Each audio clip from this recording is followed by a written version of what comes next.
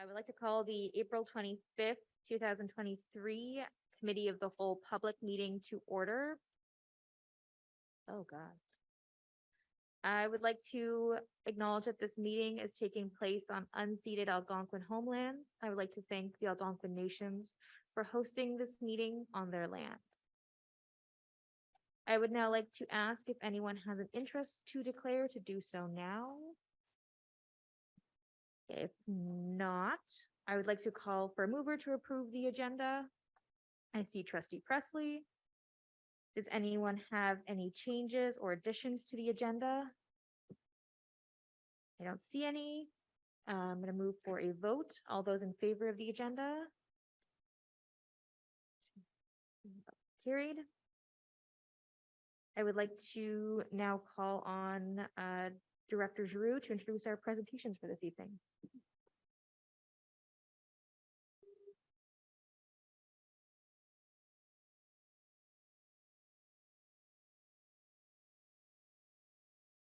Schools Advisory Committee, and we have Emily Addison and Carolyn Webb joining us. Okay, thank you. Thank you so much. And oh, thank you. Can you hear me? We have a presentation, some slides. Oh. Okay, I'll try. Oh, I think we're good. Great, thank you. We have some presentation slides. Okay, perfect. So my name is Carolyn Webb, and just really grateful to be here today to present to all of you. Next slide. So Emily and I, my name is Carolyn Webb. This is Emily Addison, and we're here with the Alternative Schools Advisory Committee. And I'd like to first present a little bit about the alternative program, and then Emily will share a little bit about ASAC, our committee, and some of the steps we've taken this year and some of the looking forward that we're doing. So just a little bit about the alternative program. The program welcomes all JK to grade 8 students in the OCDSB, and students can join at any grade. So there are 5 schools with catchment boundaries. That's Churchill, Lady Evelyn, Riverview, Regina Street, and those 4 schools serve K to 6 students. And then Summit Alternative is located in the Fisher Park Summit building and serves grade 7 and 8s. They have the same class sizes and learning supports as other schools, but the main difference is that the schools apply the Ontario curriculum through the 7 core tenets. Next slide. I'll just run you through the 7 tenets. And so the first is cooperation and teamwork. And how that looks like in the classroom is I'll just share some examples. Oh, and first I should highlight that at the bottom of each of these slides about the tenets, we've included the exit outcomes of the strategic plan, some of the characteristics and skills that they apply well to. And I know the strategic plan will be changing, but yeah, just thought we'd make those parallels. So cooperation and teamwork can look like at the schools, all students of all abilities and skills are welcome to any sport they want to play or club or activity. A number of the examples also include that students are celebrated for their skills, and really there's a big focus on cooperation. Next slide, please. Innovative approaches to learning can look like heavy focus on things such as experiential learning, inquiry-based learning, outdoor learning in a lot of cases, and a strong emphasis on real-world applications and connecting the material to tangible skills and problems in the real world. Next slide. A balance of student-directed and teacher-directed learning really looks where teachers try to be more responsive and flexible, asking for student interests and applying the learning to those interests. There can be flexible seating for children to work in groups and a way to pursue kind of specific student interests that they express. Next slide. Multi-age groupings are a big focus, where that might include collaborative projects between different classes or mentorship opportunities between older students and younger, so that the older students can show leadership and really get a lot of empathy for other students at their school. This can lead to less bullying, we've heard, and just a more common understanding between the different age groups. Next slide.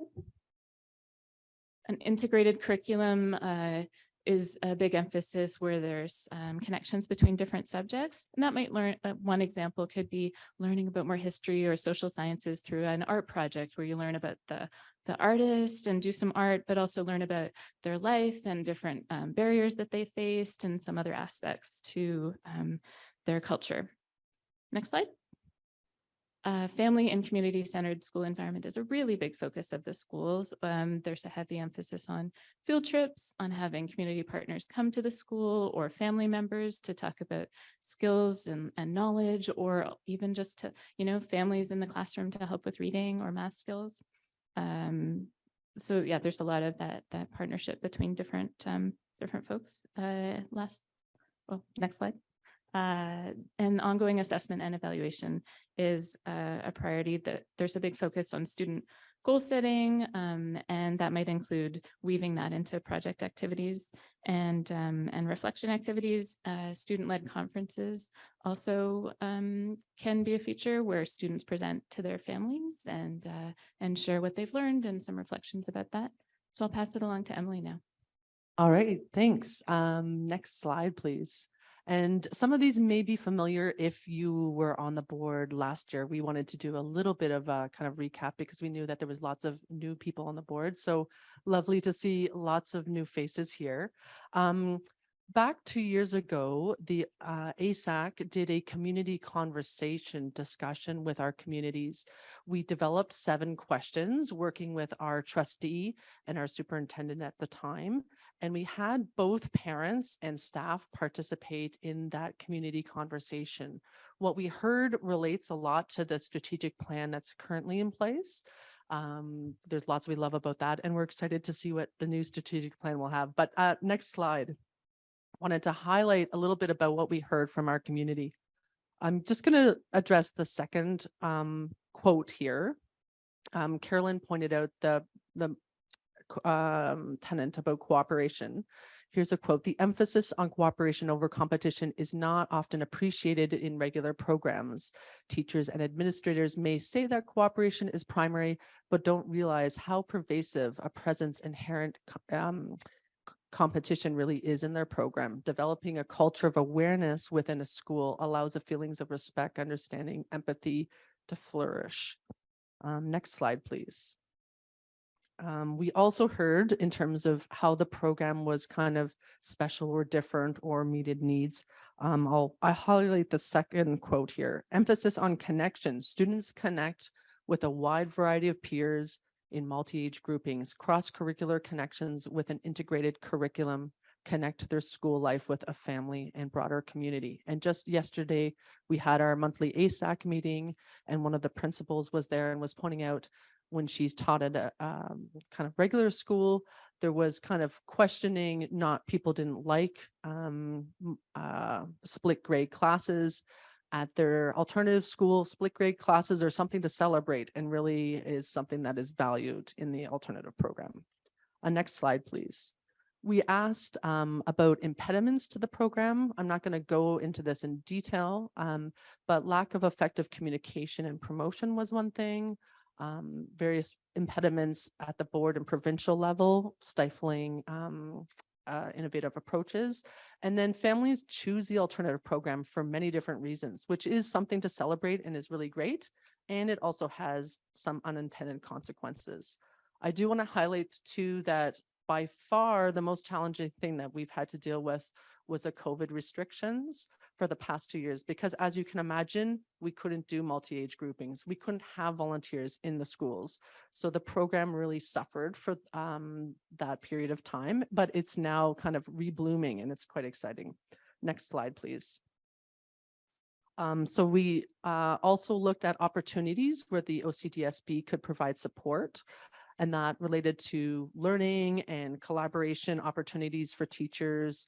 There was ideas around hiring of staff and training, and also better promotion of the program. Next slide, please. Thanks. So this is the work that we've been doing this year. We've had a lot of strong representation from all of the schools.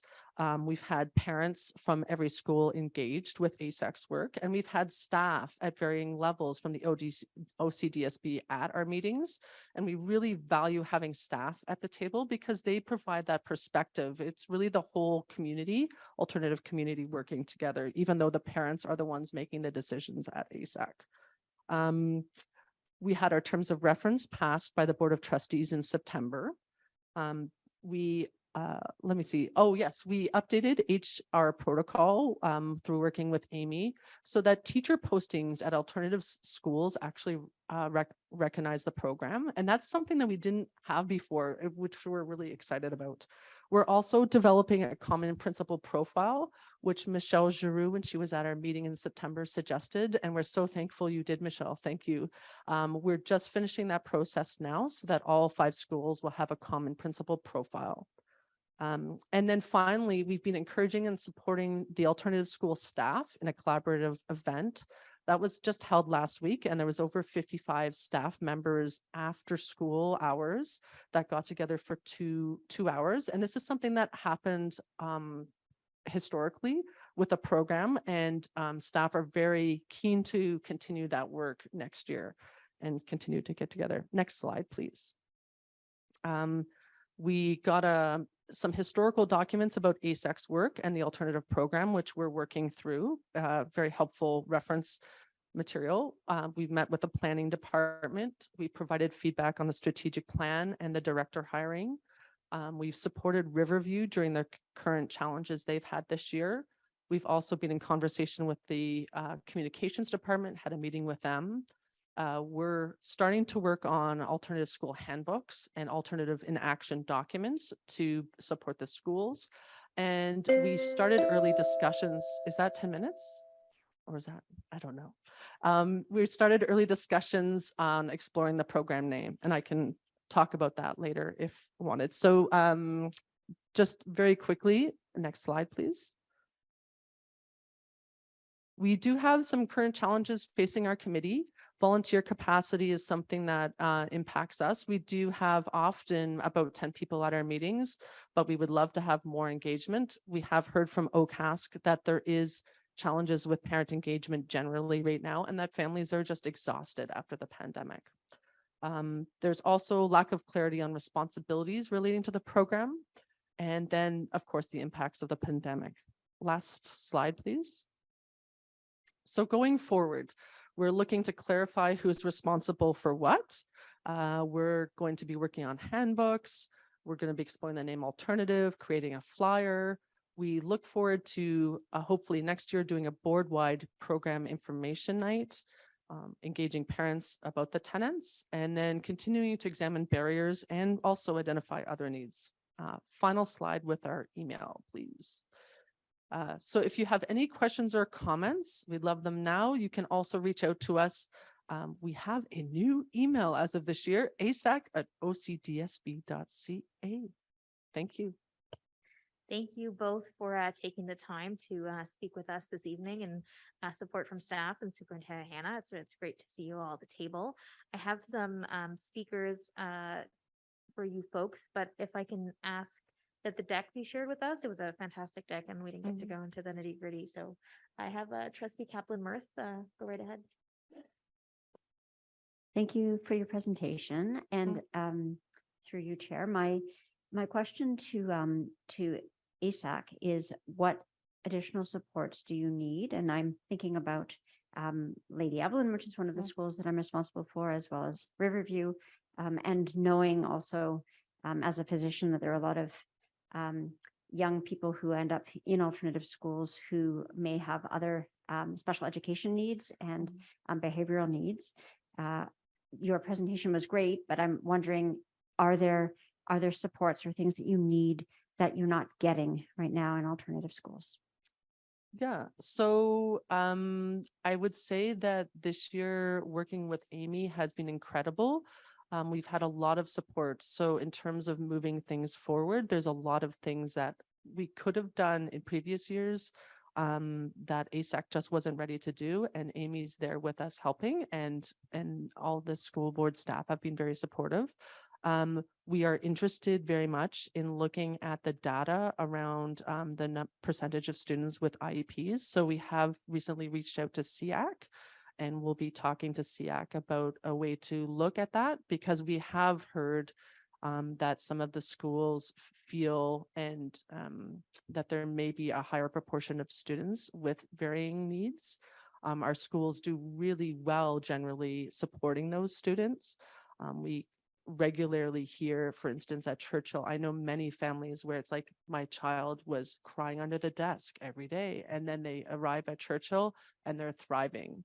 But yes, there are more supports needed, and we'll be exploring that with SEAC in terms of the special education piece. I think one thing that we have heard repeatedly is in terms of staff support, opportunities for them to collaborate and communicate. We've heard that a lot of times staff meetings are taken up by ministry requirements and board requirements, where they don't actually get time to talk about their teacher practice and work on that piece, and the same with the PD days. So we're trying to find other ways to support them, but there are pieces like that that we would like to bring forward. I don't know if Carolyn, you have anything else on your mind? I would agree with Emily that so many of the things that we've raised this year, we've been able to connect with board staff and really get a lot of support, so that we've been so grateful for that.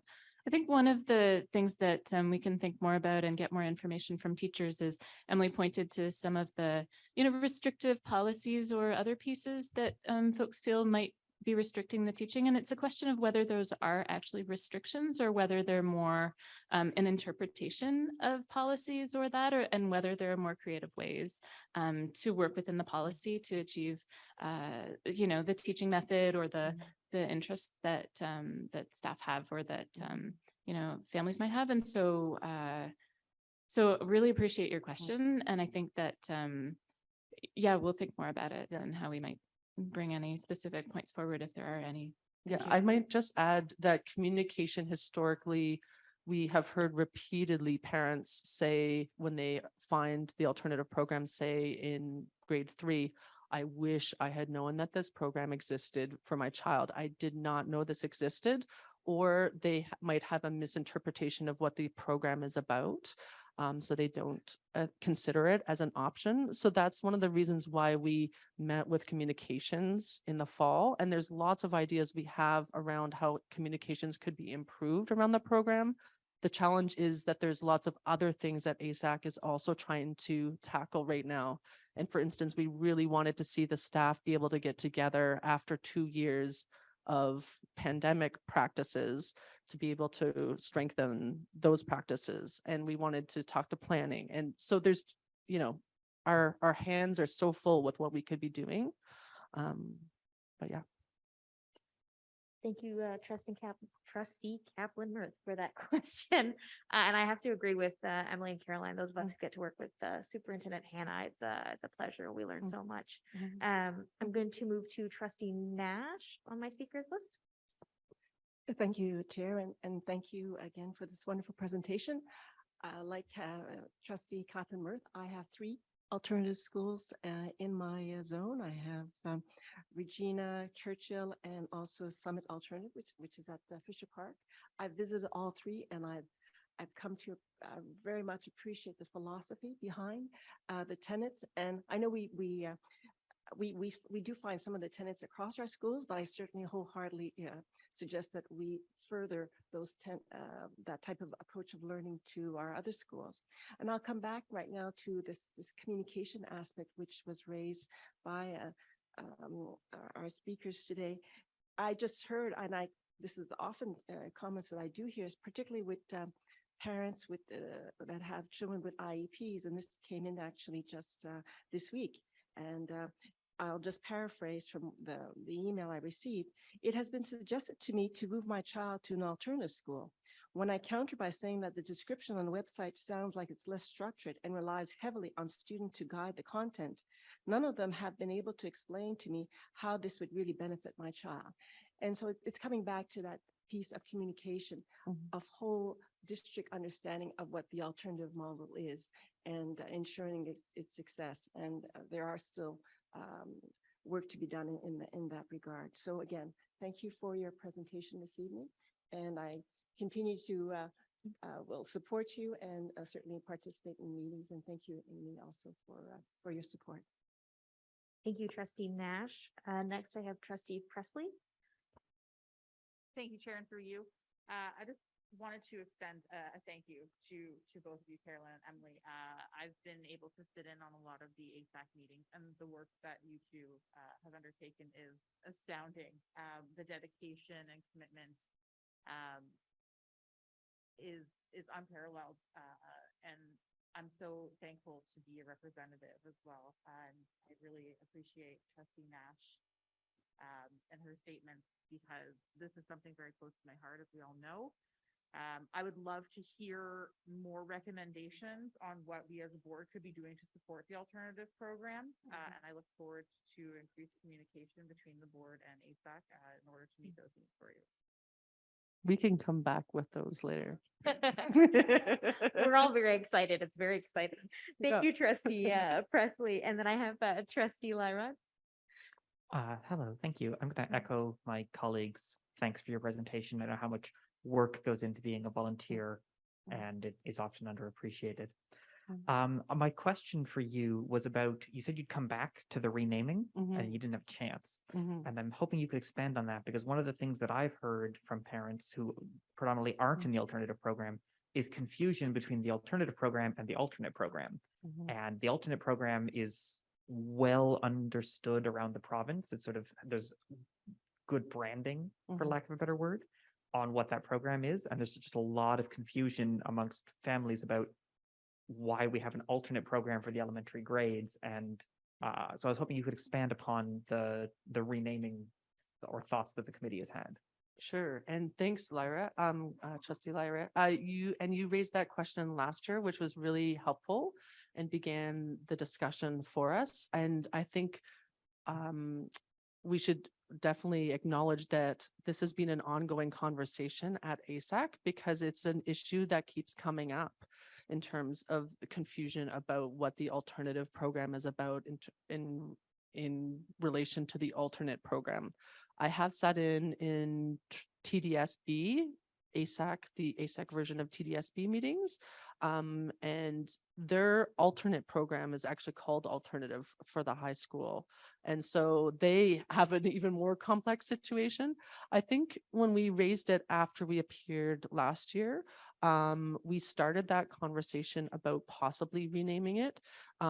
We worked through our superintendent at the time and checked in with corporate services about what actually would be the process to even do that, because it is kind of complex. It's not just renaming the program, it's also renaming the schools and how would we do the consultation. So we did begin that process. When we were sitting around the table and talking about that, there was general agreement that if we could find a better name, that would be ideal. We couldn't think of anything at the time that would be better. So as we kind of were looking at our work plan for this year, that kind of ended up taking a back burner as we were trying to push so many other things that seemed more pressing. But it is definitely something that's still in our work plan to look at. And I remember when we were talking about the idea of when we met with communications, they offered to make a video about the program. And I was saying to Carolyn, I don't think we should make a video until we sort out the program name piece, because if we make a video and then 18 months later, we're changing the program name and the school names, then yeah, maybe we could have moved faster on that kind of consultation piece and try to figure that out. But it's definitely still on our radar. No, I would say largely one of just capacity, looking at the size of the task in front of us, and that it's just, yeah, one of those things where a number of other things we're needing to move forward. Yeah, thank you so much. Thanks. And I understand limited capacity, again, volunteers. So thank you. Thank you, trustee Lyra. And I see no other speakers. So thank you to our presenters for coming out this evening and sharing this wonderful presentation with us. Director Giroux, if I may introduce the Arts Committee. presentation. Nancy, I believe, is online. Whenever you're ready, Nancy, I'm seeing you on the screen. Hi, how are you? Go ahead whenever you're ready. I think the timer will start. Hello, everyone. Thank you very much for having us again. And I'm excited to just share a little bit about what we've been doing and some recommendations as well. I'm sorry I couldn't be there in person, but I worked until literally 20 minutes before 7. So no time to get there, but I'm really glad to be here. So just want to just say hello and just let you know a little bit about the Arts Advisory Committee.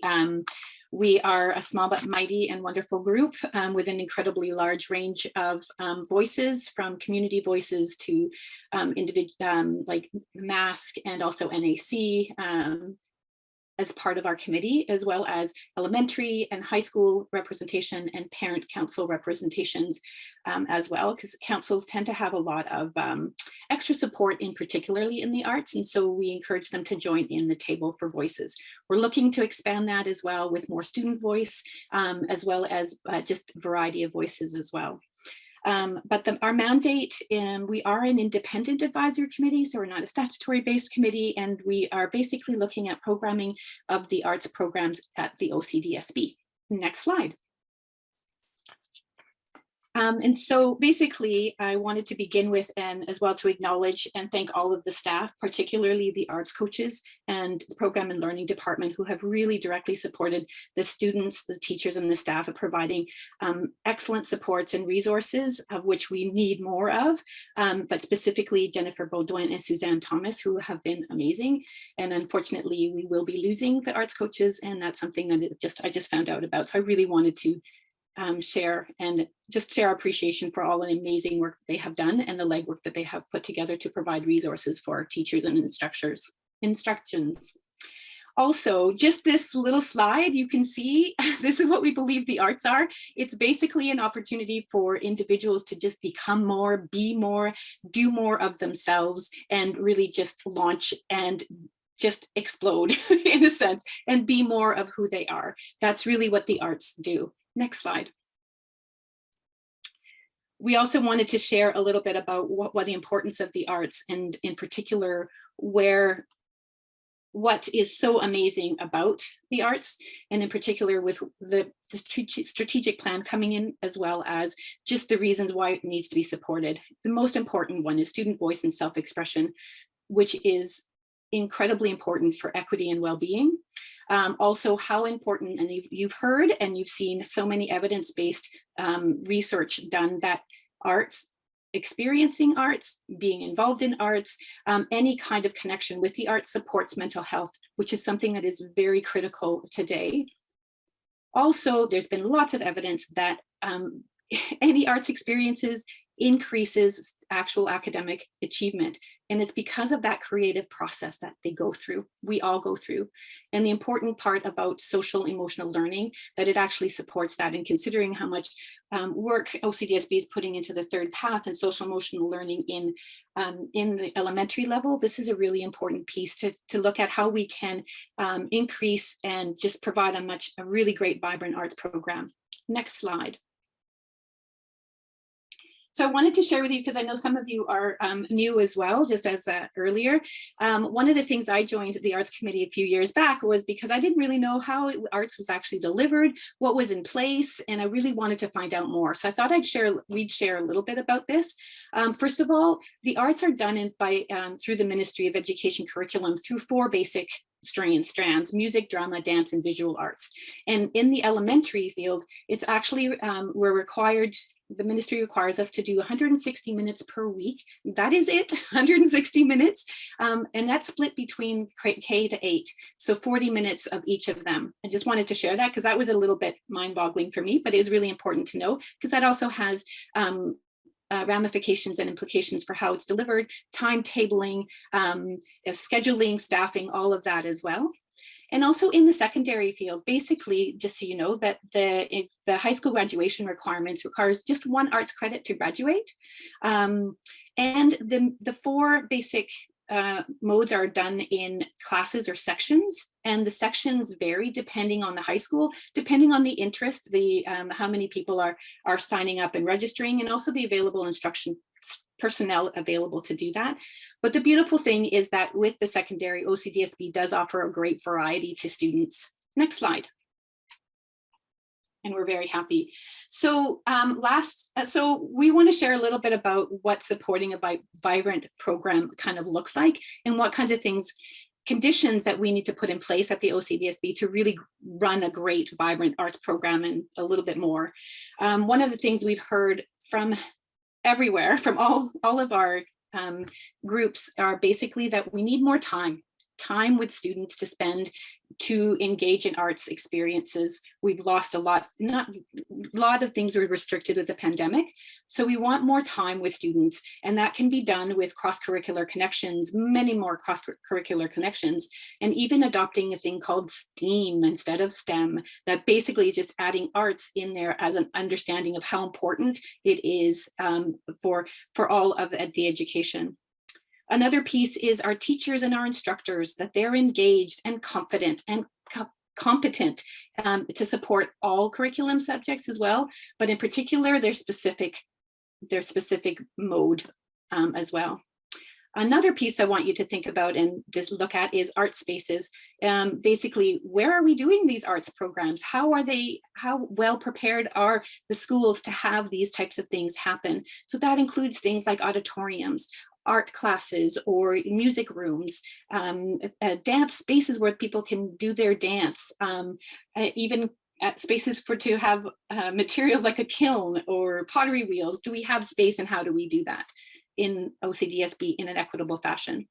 The other thing to look at is how to support a vibrant program is the budget considerations and the importance of maintaining supports. We realize, of course, that things are really difficult right now, but it's really important to keep that going. Next slide. Also, equity in the arts is huge, and I know that the arts coaches have been doing a great job in this. Looking at how many voices are around the table.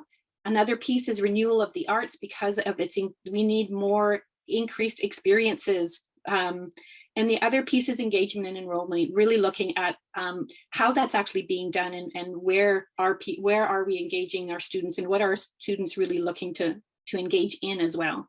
Next slide. I'm just looking at the time. So these are our recommendations. Last year, Justine Bell asked me, what can we do specifically? And I felt like we just didn't do that enough justice. So here they are. Hopefully this will help you. The biggest thing we would like to do is for the board to look at embracing and directly implementing STEAM, basically looking at including arts as a philosophy and an understanding that it's just as important as science and math. Also, prioritizing equal amount of time for students to engage in arts-based activities. Again, really cross-curricular connections as much as possible. Next slide. Asking, in terms of our teachers and our instructors, competent and passionate and supportive. What we're looking at is thinking about asking all potential hires about their arts experiences and education and training. We realize that we may not be able to, capacity-wise, have qualified teachers for a particular area in every school. So we need to look at how our people, what arts experiences are they bringing in? And if we ask that question, it's going to be something they're going to want to add, because we're asking them to have it. So it's something we can consider. Because of the fact that professional development is something that needs to be looked at in terms of the equity lens for the arts, and how are we equitably providing the arts programming in that area. So doing that more, I guess to say very officially. With finding out that the arts coaches are not going to be available, the coaching model is changing. We really know that this is going to be affect the teachers, especially those that do not hold the arts qualifications, or they don't feel that they know exactly how to instruct the arts. So especially for that, we're really going to look at how we're going to do that and support those teachers. Next slide. Spaces, please, we look at reviewing the spaces and the conditions that they're in each of the schools, because this is important. And then look at perhaps identifying goals for sharing and developing these spaces within all of the OCDSB. Next. Budget considerations. There's actually some line items in the budget that we've looked at, and last year Mr. Mike Carson came and shared some of that with us, and is really valuable. Just so you are aware, there is a line item that has $300,000 for musical repairs and $355,000 for an art specific allocation. So we want you to maintain those. Please don't cut them. Also, to review the distribution of musical instrument repairs, actually look at that $300,000 and how is it being used? How are people able to access that money? And is it sufficient? And is it doing its purpose? Also, to encourage art-specific allocations to continue to be made at the beginning of the year, as it was this year. It wasn't in the past, so that was really helpful this year. To continue that. Next slide. Renewal of arts experiences. Please, through the strategic plan, prioritize the creative process. The idea of engaging in the creative process, and that's how we live a life, how we do things through inquiry-based, also project learning, and definitely student-led initiatives, very similar to our beautiful people in the alternative program as well. Encouraging schools to collaborate and partner with communities for inclusive and equitable arts experiences, really important. And also after school experiences, I know the ODEC study was basically said that in students 15 years of age really just made a huge difference if they were involved in after school curricular activities. The next slide, there's not much more, I promise. Oh, that's it. Basically, those are some things that we wanted to let you know about, that the arts really are a way for our students to just launch and just be amazing people. Thank you. Thank you so much. Thank you, Nancy. Thank you for taking the time and joining us virtually with that presentation. I've got a few speakers on my list, and I'm going to throw it over to Trustee Lyra first. Hi, Nancy. Hi. Thank you so much for coming and presenting to us. I know how hard it is to be a volunteer on one of our committees, and I appreciate you making the time. So my question is about STEAM. There's a lot of initiatives to make sure that women who are currently vastly underrepresented in STEM are supported in science, math, and technology type programs. I've heard from people who are concerned that the adoption of STEAM would reduce those allocations or dilute the concern about women in technology programs. And I'm wondering if there's a way to both increase the importance of arts without diluting those programs to help women in STEM, or if you had any ideas around those two concerns. Those are really amazing concerns, and I'd have to go back and figure some of those things out. I myself was a biological sciences major, and definitely there is an opportunity for both of those to happen within that same individual. And so I originally was a science student, and I gravitated to the arts, and now I'm putting both together. So I'm sure there's opportunities for that to be put together, but I'd definitely take that back and research it some more. Okay, thank you. Thank you, Trustee Lyra. Next on my list, I've got Trustee Kaplan-Murphy. Thank you, through you, Chair, and thank you, Nancy, for your presentation. I'm thinking from an equity lens about whether or not there are equitable music and dance and drama and visual arts programs in our schools. I know, having been a parent of a child who went to a middle school where they didn't have a program, but knowing other schools had strings programs, for examples, that there are some significant disparities, and some of our inner city schools might not have the same programs as some of our suburban schools.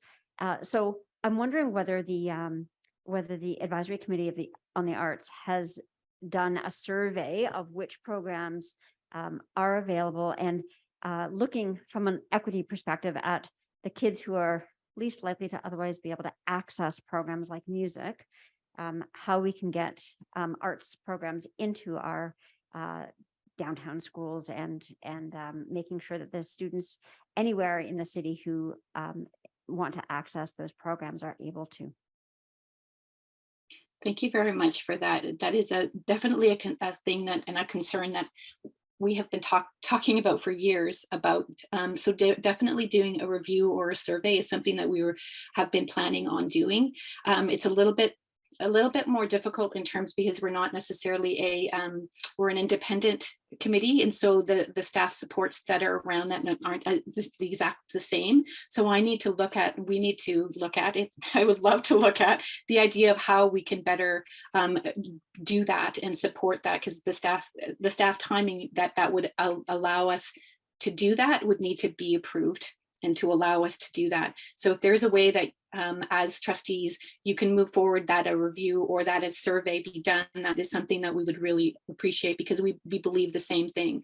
The arts coaches, Jennifer and Suzanne as well, are incredibly good at and incredible conscious about the equity, and have been trying to make as many initiatives in the school that they with their little fiefdom that they have to allow for that. So that's also involving a lot more community partners to allow that connection, and so to be able to use the downtown in particular, different organizations that are around there to come into the schools, and also hopefully even do more field trips and allow that something to also go out, inviting artists and residents, for example, to come in, or even just highlighting the artists that are in the schools themselves and how to support those individuals, because everyone is an artist.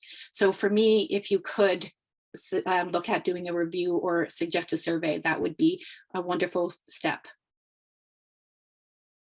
Thank you both, and thank you, Trustee Kaplan-Meier, for the question. I see Trustee Bell virtually has her hand up. Great, perfect timing, Chair. Thank you so much, Nancy, for digging deep into those recommendations. Very much appreciated to see in concrete terms what the committee is bringing forth. So thank you for that. I'm curious to learn more about the partnerships that we have in place with community organizations that are involved in the arts. I think, and I don't know if it rests on you, Nancy, or who could best speak to this, but I think I know this week, Cambridge Street Community Public School is, I believe, working with Mask to do a collaboration on a large mural within the school. And I know that there are things happening like that throughout our district, and it would be great to get a sense of the magnitude and what's working, and what we could do more of, what type of partnership and collaboration we could pursue. So if you could speak to that, that would be great. So the partnerships are something, and I also look to some of the new programs that are happening with student achievement through equity as well, and looking at that same sort of model of supporting and looking at how we can bring community in and how community can be part of that, sort of the hubs idea. I love that very, very, very much, and I think the same thing can be assisted with that. I also do caution that there is a lot that's already inside our community within our school, and to really dig down and see what is there as well as going outside. In terms of the partnerships, again, program and learning and the coaches have done an amazing job at working together and developing those partnerships. And it's a matter of resources and capacity to be able to make those connections in the community. Does that answer your question, Trustee Bell?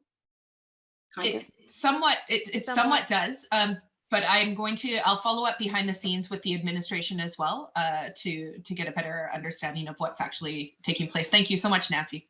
Yeah. Thanks. Next on my list, I've got Trustee Blackburn. Thank you, Madam Chair, and through you. And it's nice to see you, Nancy. And I was honored to sit on your committee at one point. So I have a couple of points. I remain concerned when blanket statements are made about certain areas of town. So for instance, we know there are affluent schools downtown. I used to represent Knoxdale, Maryvale, and there are schools in that area that is not downtown, that are not affluent. And when it comes to equity, equity is not the same. So for instance, when I represented Maryvale High School, they had a very successful steel pan band, and I went to the Senators game and they were highlighted We can't expect that every single high school is going to do that.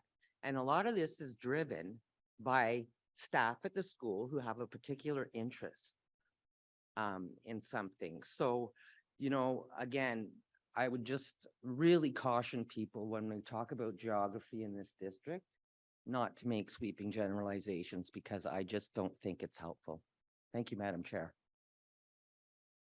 Thank you, Trustee Blackburn. Thank you, Nancy, for speaking with us and making a presentation for the board today. I really appreciate. Oh, I see Trustee Scott. My apologies. Go ahead. Thank you very much for the presentation, Nancy. And I do believe you have some understanding of equity issues when it comes to geography. But certainly one of the concerns I have had for a long time is the issue of access, because certainly for a lot of our rural schools, the distances and the availability of buses are such that they seldom have the opportunity to access professional performances, which usually happen in the downtown core.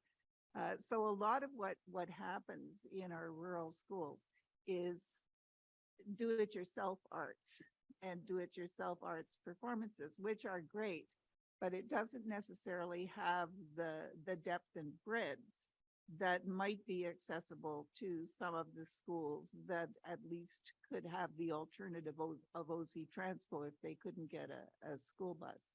So I wonder, within no the idea what you're committee, talking do you about. currently have With any the kids on rural the- members who are sitting on ASAC who are contributing to those kinds of discussions?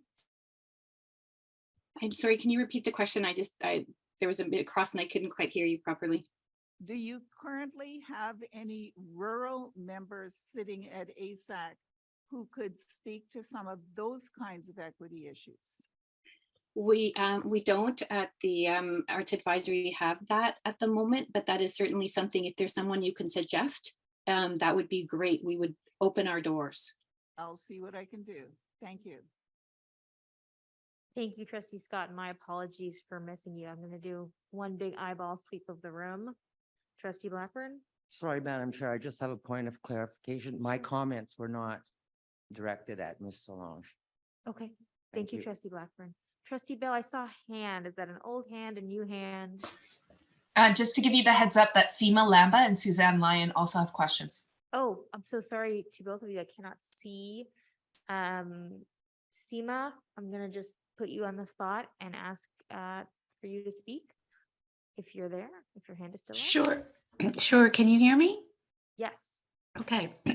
So yeah, thank you for that presentation. I sort of just wanted to follow up on the equity piece. My question was, from my understanding of what you said, we actually don't know which schools have like I'm sure all schools have some kind of a music program, so don't get me wrong about that, but we don't actually have a sense of what kinds of music programs there are in what schools. Like I think we just heard, you know, this the steel pen, like the one about at Maryville versus, you know, other schools having different kinds of programs with strings programs or whatnot. So we don't have that kind of information. And is that what you're asking for, like in the survey? And that's one question. And my second question is, I have concerns sometimes around the music program, and sometimes maybe schools that have more means, you know, they travel. Right? They'll travel overseas, they'll travel to New York for music programs and things like that, or other things. And, you know, it costs a lot of money for individuals.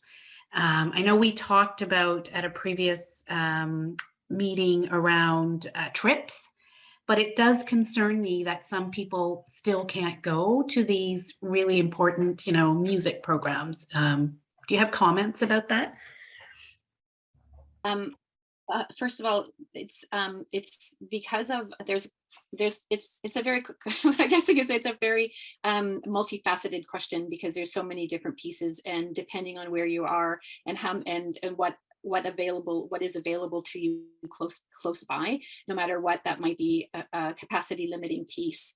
And definitely the idea of just finding out a little bit more about where we stand equitably in terms of access. That's, yes, the committee would like to know more about these things to allow some sort of initial conversation about how do we start, I guess, even increasing that access with what we're kind of maybe missing, but also the idea that if I can also point out, I would not necessarily consider myself creative, but I love being in the, like, I wouldn't say I'm an artist, but I'm a creative person. And so pieces of also understanding that that creativity is not just, it's everywhere, the creative process as well. Definitely for those individuals that want to see themselves as artists, having the opportunities to be having those specific more professional experiences, that's really beneficial, and trying to find out how we can make that equitable across the city. It also depends on what Ottawa has in its purpose as well. I'm not sure if that's helping you at all, Seema, but it's a bit complicated, but yes, that's what we were looking for, is more information to figure out where the equity pieces can be improved. Seema, if I may jump in, Nancy, thank you for answering that. If I may direct that question to Director Giroux as well, and also ask the tech folks to make the screen so I can see everyone in case other hands go up, please, and thank you. Thanks very much. I just wanted to clarify. I think that some of the questions that are being put to the committee member are really questions that belong to staff. And what's clear in the conversation is, when we think about orientation and learning, there are some pieces about arts programming that aren't clear to all trustees. And so I'll work with the associate director and the superintendent to make sure that we put together a memo that explains some of the programming. I think that Nancy did a great job highlighting, some of the budget allocations. There are practices in place. There are, a number of things that we do. It is also true, as has been stated, that there are some differences in program offerings in schools in terms of what might be extracurriculars or invited guests in, or different things. So we're kind of conflating now curricular requirements, access, extracurricular, and then we're into the issue of field trips as well. And it's maybe too broad in scope for Nancy to be able to answer. And it's actually even too broad in scope for us to get to a memo. But what we'll do is we'll put together a memo about how arts programming is managed and what kind of funding is available, so that you have a better understanding of that. Thank you, Director Giroux. Seema, is that all? Yeah, that's great. In fact, I was gonna, after I asked Nancy, I was gonna actually ask those questions to the staff. So you did it for me.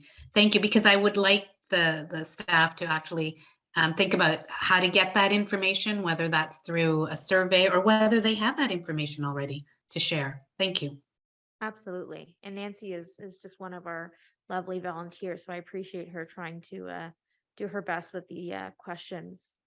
Suzanne, you have a question, and Nancy, if you need a hand, happy to bounce it over to Director Giroux and formulating a response. Thank you, Chair. And through you, hi, Nancy. Thank you for your presentation.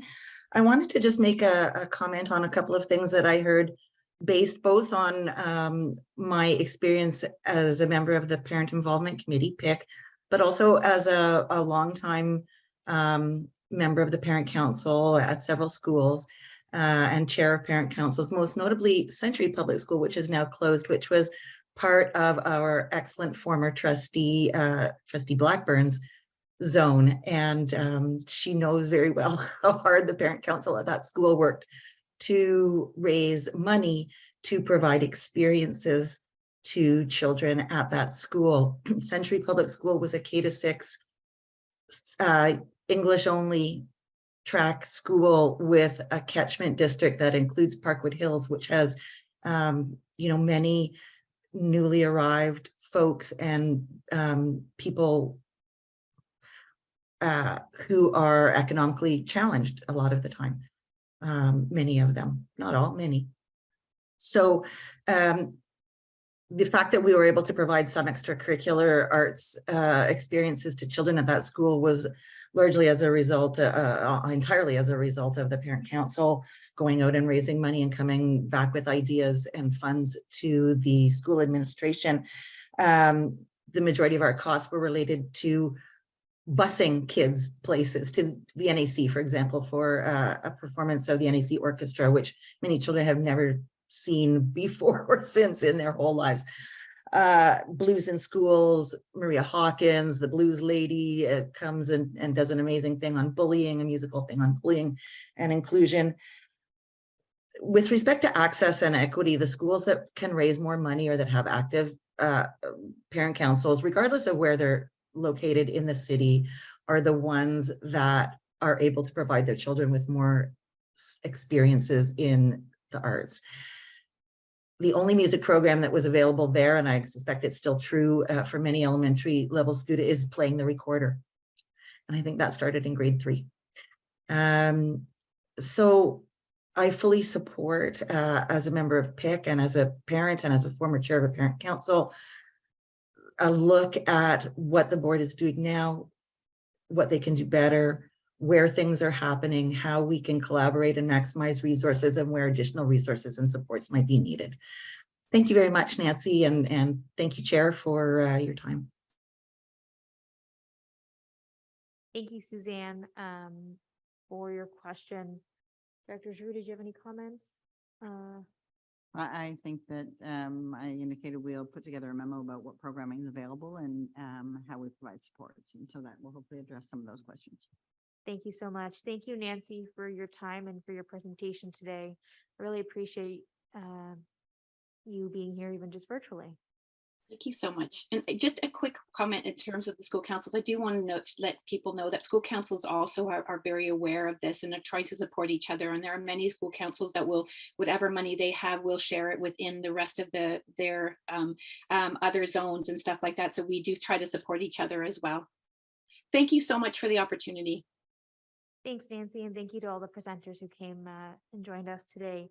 I am going to move now to call on Trustee Lee to introduce the notice of motion regarding amendments to OCDSB bylaws and standing rules. Thank you, Madam Chair. To start, I want to thank the staff at Board Services for their support and their help in developing the motion and the accompanying documents. The purpose of this motion is to enshrine some of the changes in process that the staff have undergone over the last couple weeks and months in handling the delegations process. The intent of the changes to the standing rules is not to hinder parents or community members' ability to provide delegations to the board. The changes are intended as a means to allow staff to do the work that they need to in managing the delegation process efficiently while being able to complete the rest of their work. The inundation of delegation requests is a additional burden on the work that the Board Services already has to do. So these amendments are in order to address those. Thank you, Trustee Lee.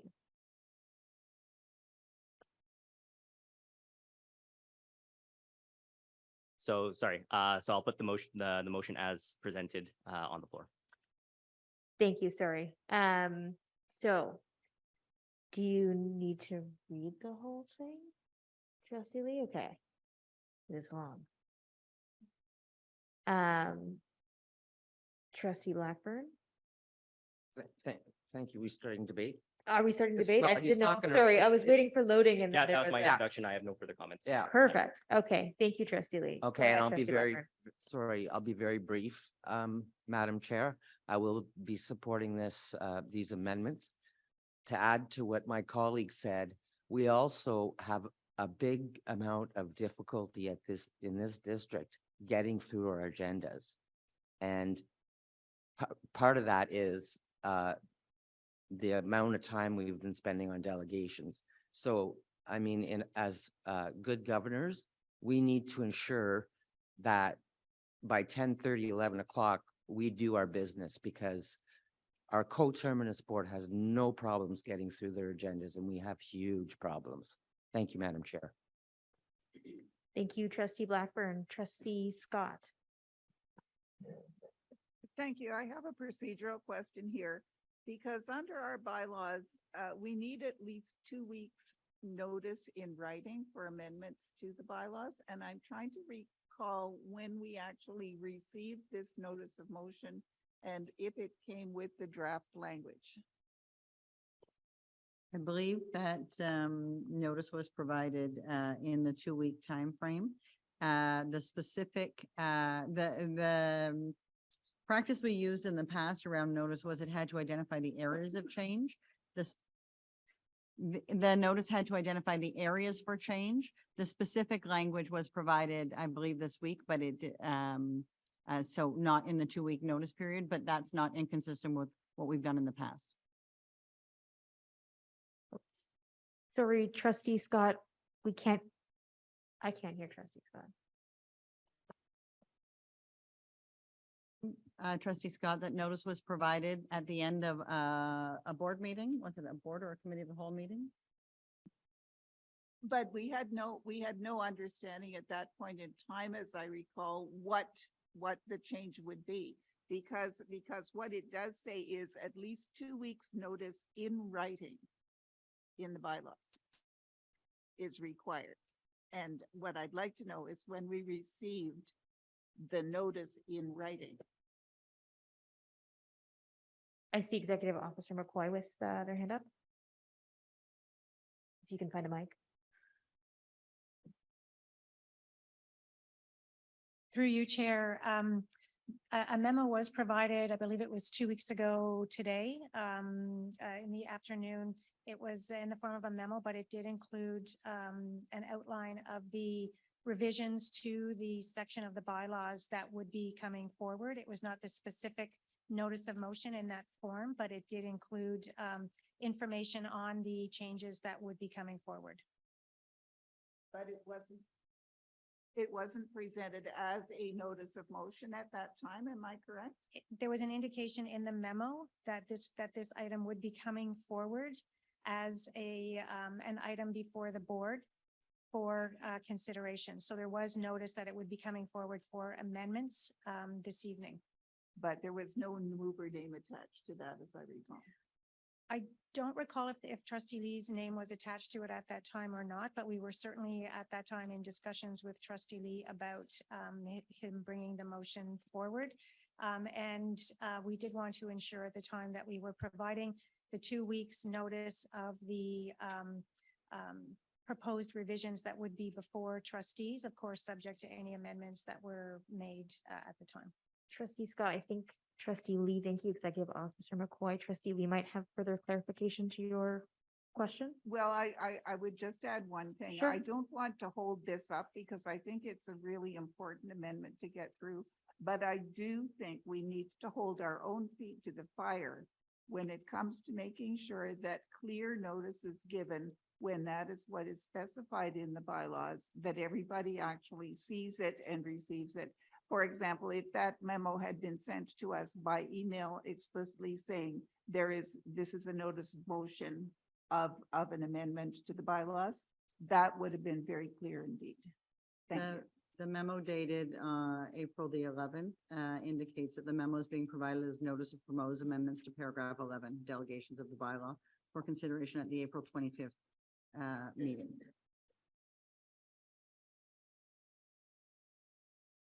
Trustee Lee, is that what you were going to say as well? Yeah, that was Okay. the statement I was gonna make, the memo, memo number 23 -025, issued on the 11th of April, provided the wording for the the proposed amendments. My name was not attached at that time, but in the subsequent motion and memo, it was attached. Trustee Scott, does that answer your question regarding notice of memo? At this point in time, I have no further questions, but I just wanted to be very clear in terms of our obligation to provide notice in accordance with the way it is specified in the bylaws themselves. Absolutely. Thank you, trustee Scott, for raising that. I have trustee Lyra next on my speakers list. No? Sweet. Trustee Presley? Was your hand up in regard to the question about the memo? No? You're good? Double sweet. Trustee Kaplan Mirth? And then trustee Lyra, was your hand up again? I wasn't clear if you wanted me to speak to the memo or if you wanted me to speak to the item. I would like to speak to the item. I don't need to speak to the memo. Trustee Kaplan Mirth, memo or item? Item, Go for it. Okay. I think. Now you confused me. Okay, no, I have, so I support these amendments, but I would like to make a sub amendment to 11.11. Where it says that delegates engaged in any behavior that is disruptive to the meeting or violates any of the above requirements may have their delegation stopped by the chair, and the delegates may be removed from the meeting. I would like that wording changed to will have the delegation stopped and will be removed from the meeting, because I think that there's no teeth to this amendment if we don't say that that these are our rules and we will enforce them. So trustee Kaplan Mirth has put forth an amendment, which is loading slowly on the screen. Can we pause the timer?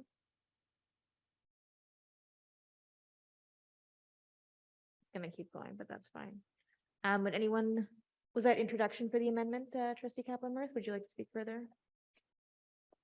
I think the only thing I would add is that the reason that we need to say will and not may is that may leaves it open to the discretion of whoever is chairing at that time. And we are saying that there is an absolute that you cannot conduct yourselves in a disrespectful or in any way hateful or harassing way or violating any of our policies or procedures. Therefore, it must be. And this then takes it off of the chair. It's not a chair's decision. It can't be the chair who's questioned. It's simply our rules. Thank you, trustee Kaplan Mirth. I see trustee Blackburn, trustee Lee. I'm wondering, read my mind. All right, trustee Blackburn, go ahead. And So I apologize. Are we on 11.11? Sorry, Yes, it's 11.11 and it's, and 11.12 will be removed? or sorry. Yeah, 11.12. Hmm. Thank you for the In what I'm clarification. looking at, it's 11.11. Yeah, shall we take a 30 seconds for Nicole to just, It's 11.11 in our version, and it should both of the places where it says may should be turned to will. And I would ask for our legal counsel's advice on that as well. can we zoom in a little bit? Can we like control scroll? Just so we can see the will and the So- may. Go ahead, so, sorry. so as somebody who's been at this table now for over 12 years, I agree totally with the spirit of what my colleague is trying to do. However, there have been many, many instances when trustees have been insulted. Guests to our board have been insulted, and the chair hasn't acted because for whatever reason. So, well, again, I completely agree with the spirit of what my colleague is trying to do. This will be very difficult to operationalize and enforce because like I've been called very bad names in this room and the people weren't removed from the room. So that's my concern about this. But again, I apologize for repeating myself. I don't like disrespectful behavior in this room. Thank you, trustee Blackburn. I have trustee Lee next. Thank you, Madam Chair. Essentially the same comment. The intent I fully agree with. Just being a legislative drafter myself, the statement of will on a live action often is difficult to enforce, as well as the fact that the extent of the statement there on the will itself is difficult to interpret in that it says and violates any of the above requirements, and the above requirements are in and of themselves subjective in some areas. Thank you, trustee Lee. I believe next I had trustee Nash. Actually, I have a separate amendment to make, so I think the discussion right now is on the particular amendment. Very good. Thank you. Thank you. Trustee Presley, you said no. I see Seema online, and then I've got trustee Scott next, or trustee Scott next, yes, and then Lyra.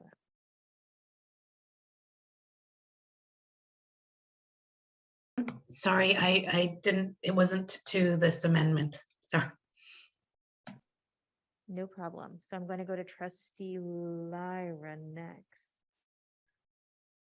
I thought trustee Scott was next. Oh, sorry, trustee Scott. I'm so sorry. Go ahead. Thank you. I have a problem with this because I don't think that two things necessarily always happen. I think sometimes just one of them might happen. For example, they may have their delegation stopped, but not be removed from the meeting necessarily. It depends on the nature of the behavior of the disruption. So I do have some difficulty taking the may, substituting will for may, because I think that creates an expectation that is not necessarily what can be operationalized. Thank you. Thank you, trustee Scott. And again, my apologies, trustee Lyra. So I think this would read better as shall and not will, just in the way that we tend to write documents. And so I'm going to move what I hope is a friendly sub-amendment to swap the wills for shalls, which I think would hold the same intent as the mover has had, but be more in line with our the way we generally write bylaws. Is that friendly? Can I ask for a legal opinion? Because that's what I had asked for before, just Right. to explain. So can we go to Council Sinclair? We'll Sure, start thank with- you. Through you, Chair. I won't comment on will or shall at this point unless you'd like me to, but I just say with respect to the proposed amendment, it is a mandatory term when you use will or shall and leaves no room for discretion at all. Leaves no opportunity for the chair to provide a warning or to interrupt and then allow the delegation to continue.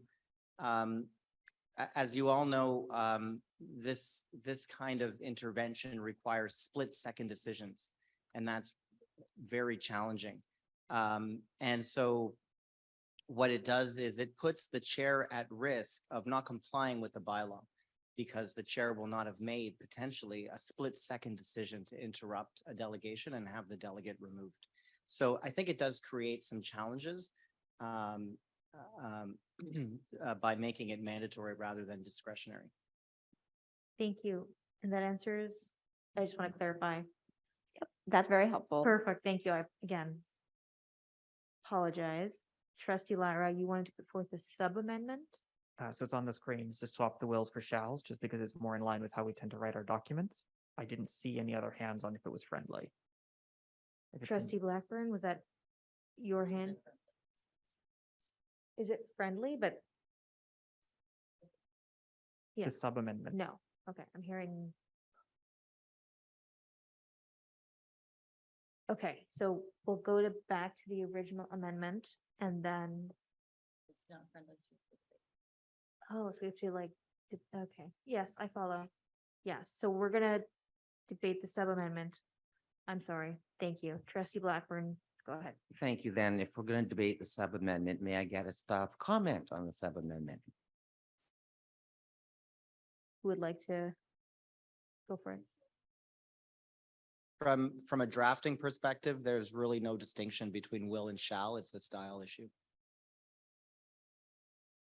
Thank you. Any other comments on the sub-amendment? Trustee Lyra, did you want to close? Nope. Should we vote on the sub-amendment being, did you want to read the whole sentence? Nope. All right. All those in favor of the sub-amendment? Are we doing this, my sub-amendment or? No, the Lyra, the sub-amendment? shall. Okay. All those opposed? I also can't see the on-screen vote. I'm assuming somebody can. Okay. I'm gonna start again. All those in favor of the sub-amendment on the screen highlighted in bold, or just bold, I guess. All those opposed? All those abstained? Okay, so that doesn't carry, fails. So we're gonna go back to the amendment put forth by trustee Kaplan Mirth with the language that says will in highlight and yellow. Trustee Blackburn.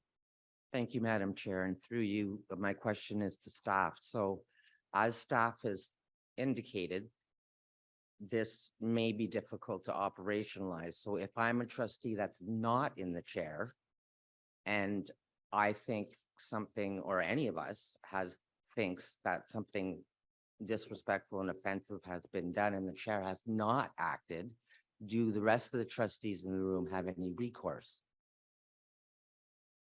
Director Giroux. You always have the capacity to challenge the decision of the chair. So it'd be rising to question the chair's decision and then challenging the chair. Just quick follow-up. So, but the point is that the chair might not make a decision to challenge.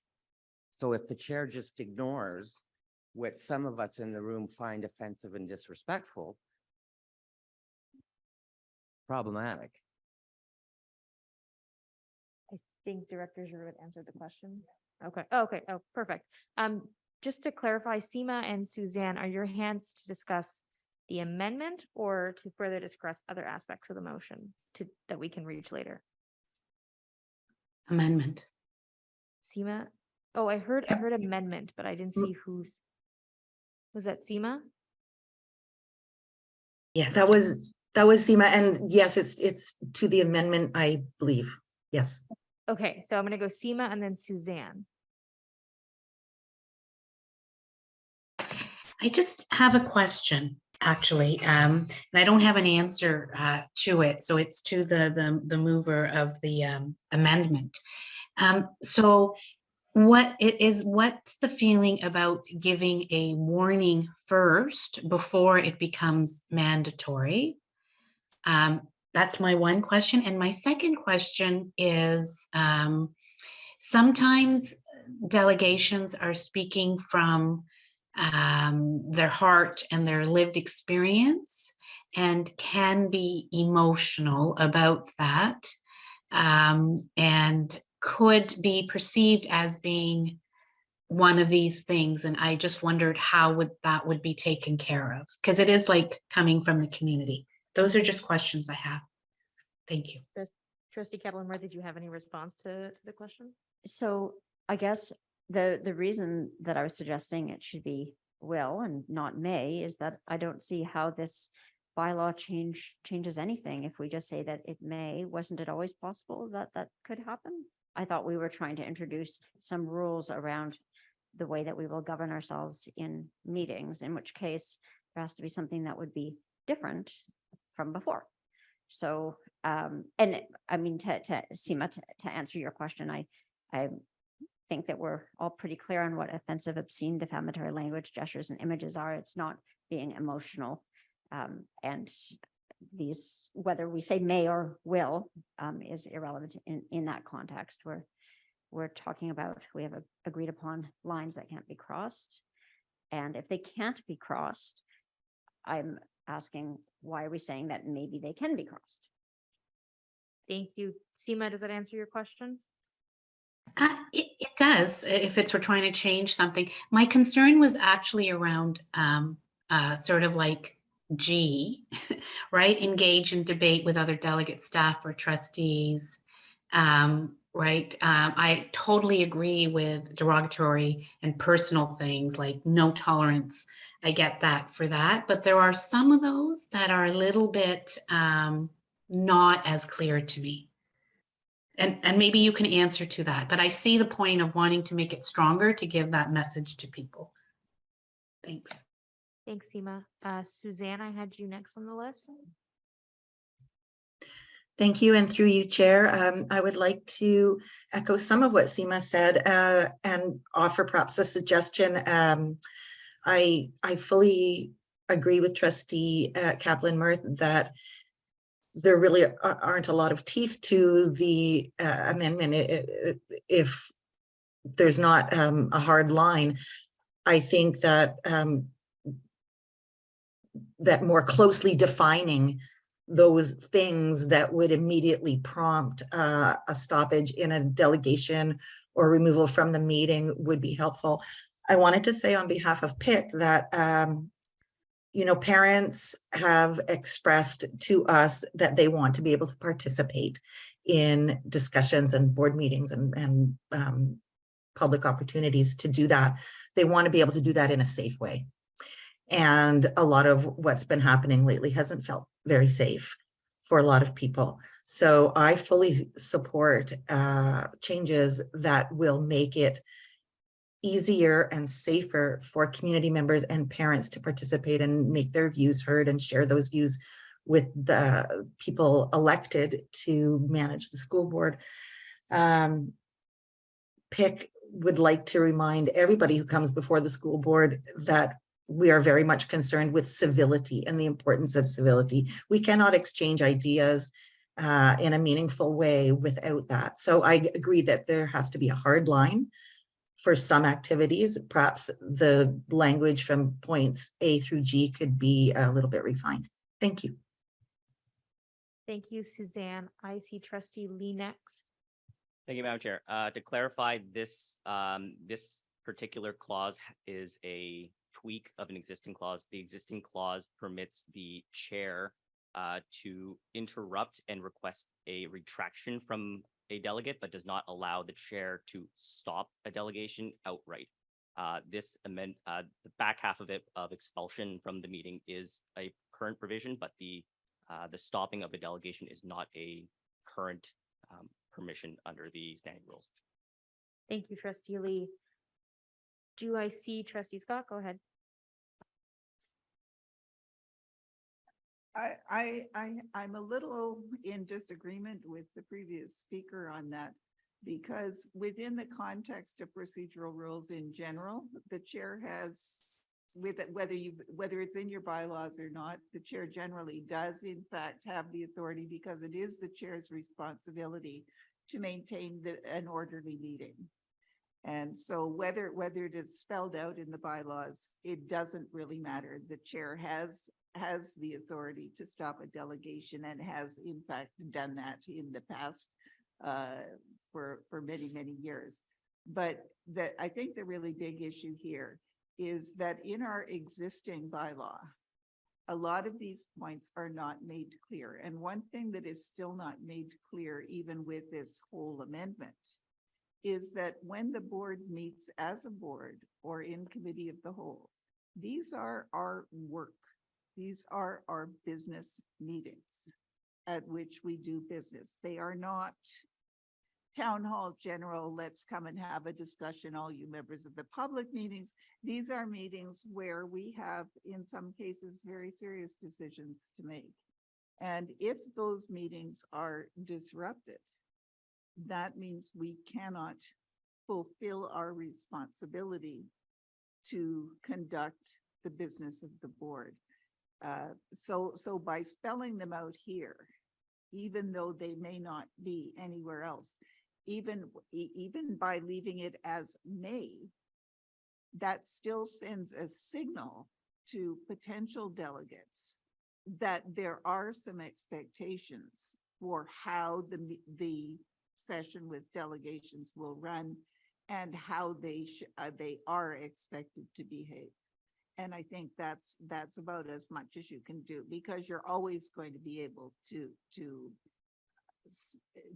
have the authority to keep a meeting orderly by whatever appropriate means you have, whether it's in the bylaws or not. Thank you, trustee Scott. I'm gonna do one more big eye sweep on this amendment. And if I missed anyone, speak now. I'm going to go to trustee Kaplan Mirth. Did you want closing on the amendment? Do we have I would just very briefly say that, as I said, I support the amendment overall. I just think that echoing the idea of ensuring safety, it should be a requirement, not a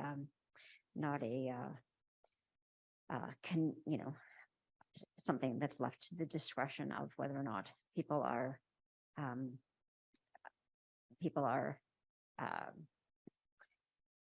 overstepping. I think, though, I do understand that, that there is always going to be some degree of discretion. So, you know, I will be happy with it, I suppose, either way.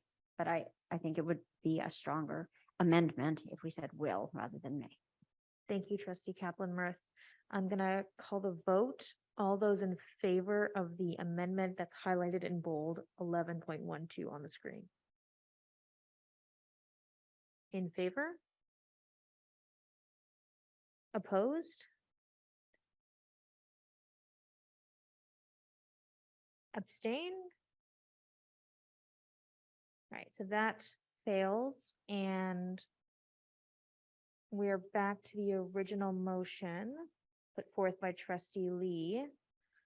And I'm gonna patiently wait for Manager Guthrie to share with me the list of speakers that we have been keeping in regards to the discussion on the motion. Trustee Lyra, do you have a point of clarification, or you want to be added to the list? Added to the never-ending list, okay. Trustee Lyra, you can hear me. Do we have Jeopardy music? No, you have to sing. That's worse. I appreciate everyone's patience this evening. Through you, Madam Chair. I am trying right now to share a screen which has some proposed amendments that trustees have relayed to me.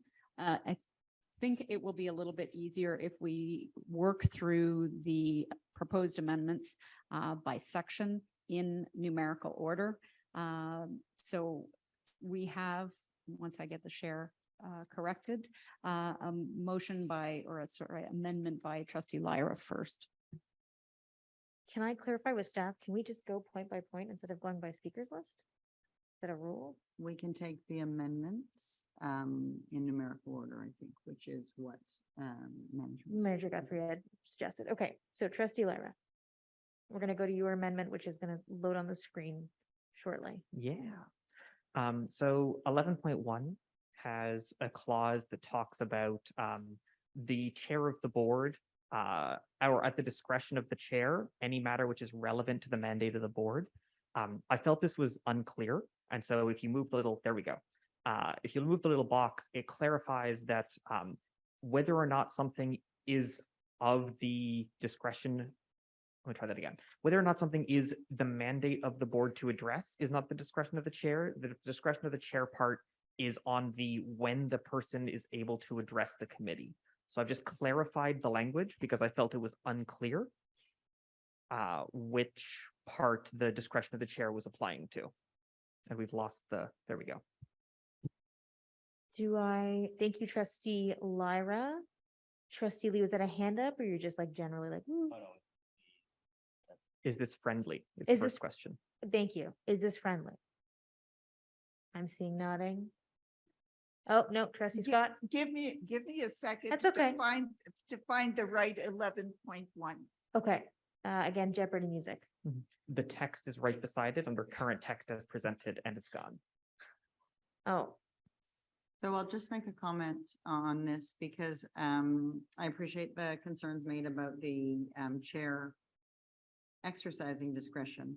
In the absence of this clause with the replacement clause, the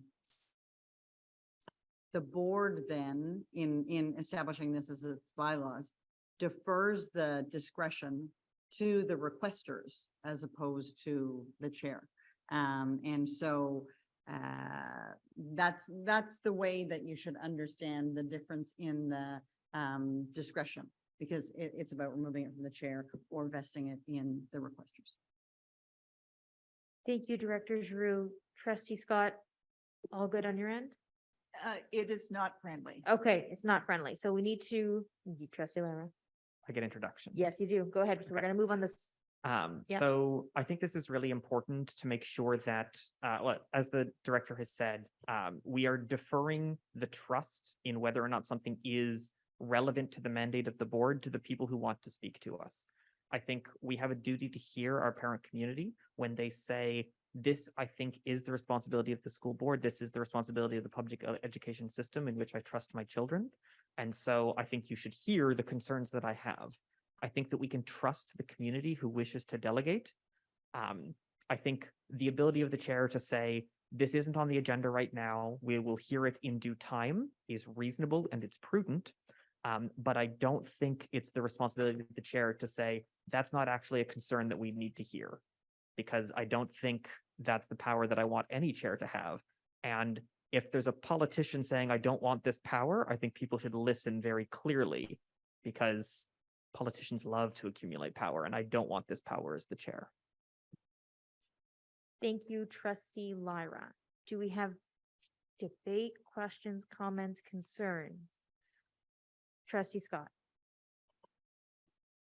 Thank you. I think it is the responsibility of the chair to direct delegations to the place where their remarks are most likely to be relevant, be heard properly by the right people, and potentially have effect. And so because the chair typically, or any of the trustees typically, should be more knowledgeable about where the board discusses different kinds of things, I think it is really important for the chair to maintain that ability to put the delegation into the right venue. Because if they are in the wrong place at the wrong time,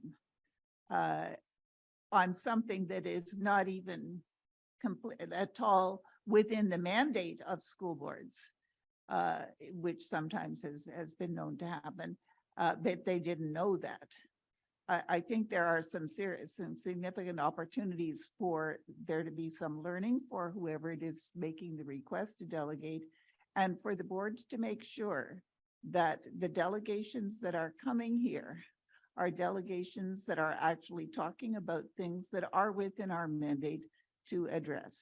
And I do think we want to hear as many of them as we possibly can, but we also want to hear them in ways that allow us to respond properly. Thank you. Thank you, trustee Scott. I had trustee Lyra and then trustee Blackburn so far. So part of what you have said, or part of what was said, was about how the chair should direct a delegation to the correct committee or the correct place of the board. 11.7C speaks directly to that. The chair may, in advance of a meeting, direct the delegation requesting to delegate before the board, instead delegate to a different committee of the board. So I think that's already covered.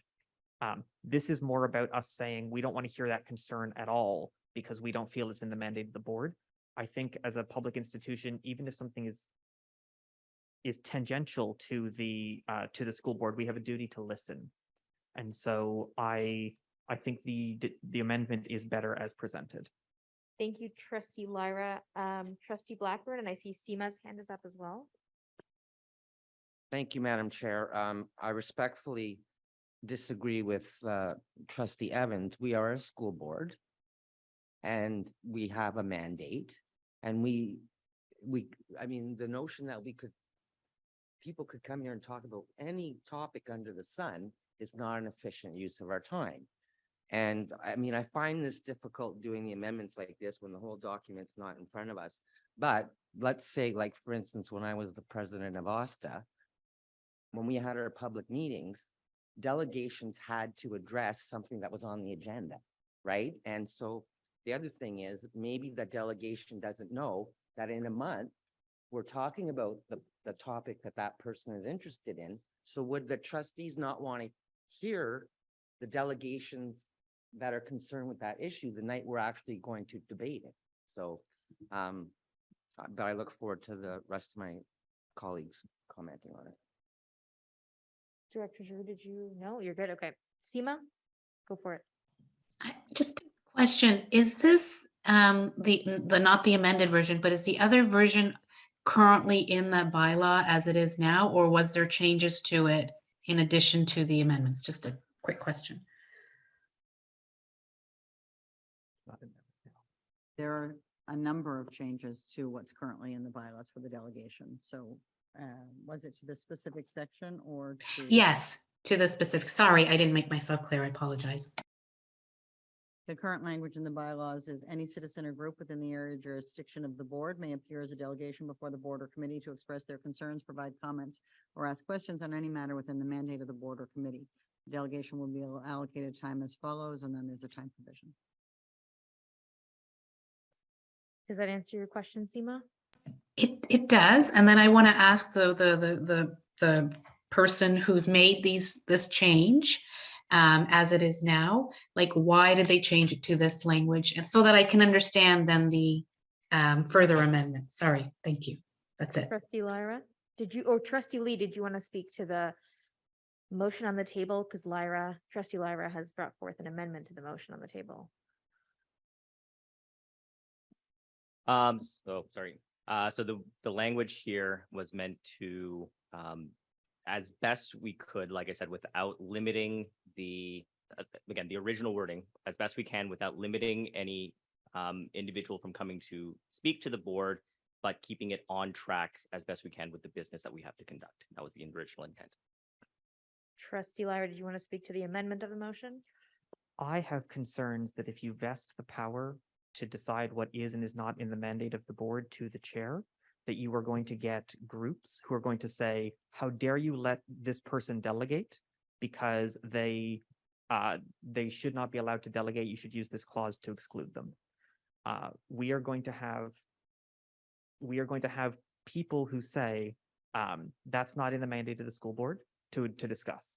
It's not, we might hear it's not the mandate of the school board to discuss LGBTQ issues. It meant school boards are ABCs, not transgender issues. We are going to hear people say, why are you allowing those people to delegate? That's not in the mandate of the school board. And I don't want people pointing to this clause and saying the chair should be making different decisions and blocking these people. Thank you, Trustee Lyra. Trustee Blackburn, are you going to speak? Let me just check with Seema. Did that answer your question? I saw your hand go down. It did, and now I understand why that amendment is there, because yeah, I agree, we shouldn't be preventing people from wanting to speak on an issue, which, and a chair shouldn't be having the decision alone to be able to say, no, that's not in the mandate. So I agree. Thank you. That answered it. Thank you. Trustee Blackburn? Thank you, Madam Chair, and through you. So clearly, LGBTQ issues, I think this whole room would agree, fall within our mandate and have fallen within our mandate for a very long time. But are we going to argue that international relations wars that are happening around the world fall within our mandate? Because I don't think they do. I think they fall within the mandate of the Foreign Affairs Committee at the House of Commons and the House of Commons. So we can't, the notion that somebody can just come in here and talk about anything, to me, is not responsible governance. We're a school board, and that's what we should be talking about. Thank you, Trustee Blackburn. I'm doing a final eyeball sweep before turning it to Lyra. Trustee Lyra. Trustee Scott, go for it. Just one other thought with the proposed amended wording, and that is the idea of deferring delegations to a later meeting. And if the later meeting, it still doesn't, it is still felt we didn't want to hear the delegation, it gets deferred. So what happens? Does it get deferred meeting after meeting in the hope that the person will go away? Chairs have always been subject to criticism for their decisions from their own board members and from the general public. That's nothing new.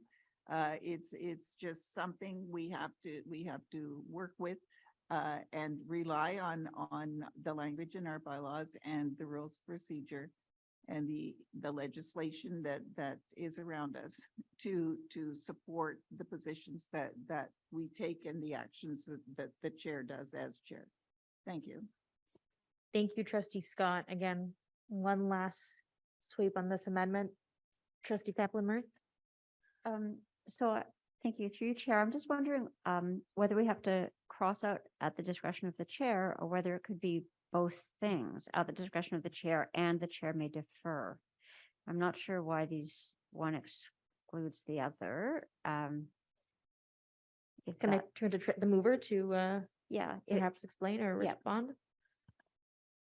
So this was part partially a clarification on what the discretion is addressing, partially a concern that I had about the chair having that discretion at all.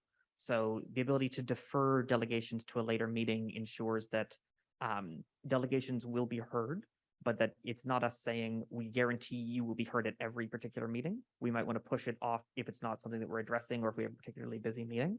But it does ensure that delegations don't just get kicked off forever or blocked entirely. Trustee Kaplan-Meier, is your brain doing that like Windows loading thing? Do you need a second? Yeah, I understand that. I still wonder though whether an item could be brought at the discretion of the chair, and also the chair may, if the chair wishes, defer delegations. I don't see why they're mutually exclusive. But I don't need to add to the complexity. We can go on. Okay, that's okay. Trustee Lyra, would you like to close? I'm doing a eyeball sweep. I think we've said all that needs to be said on this item. Thanks. Fabulous. I will call a vote on the amendment on the screen. All those in favor? All those opposed? All those abstain? And I guess that's a failed motion, failed amendment, sorry. Sorry, I counted 5. Did you count 5? I counted 5 in favor. Sorry, I counted, oh, can I like say who I counted? Is that allowed? Madam Chair, I'd like to call for divisions. Yeah. Okay. Roll call.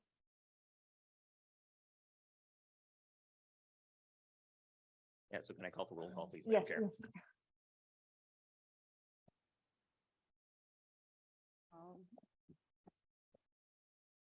Trustee Lee, Abstain. trustee Evans, In favor?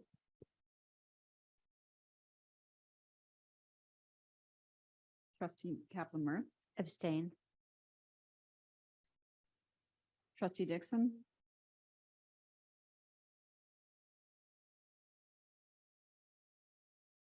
Against. trustee Jenkins, Opposed.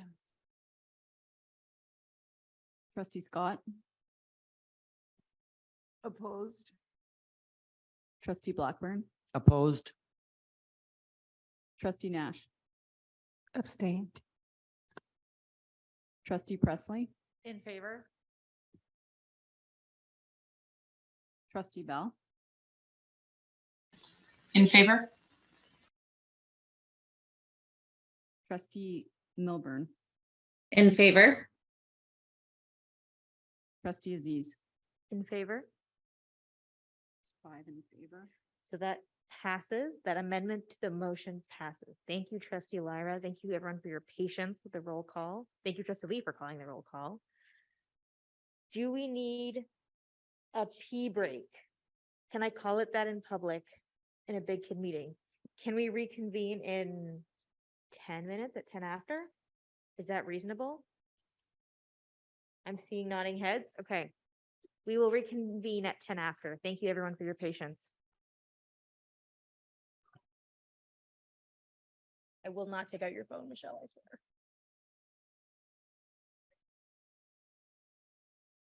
All right, we are returning from a brief break. And everyone's gonna scatter. And I'm gonna get roasted by my parents.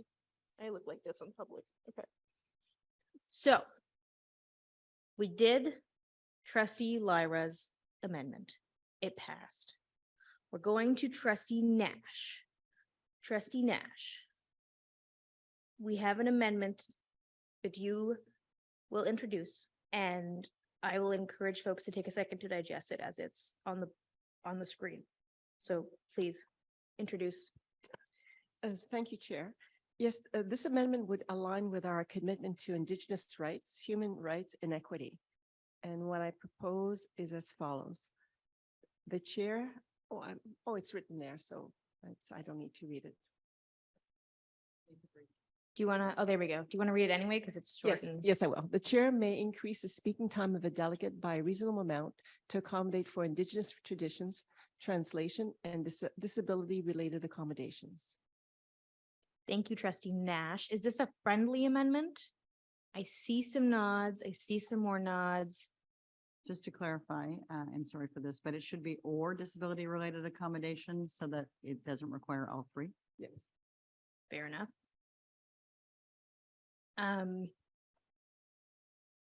Friendly, I'm seeing friendly. Okay. All right.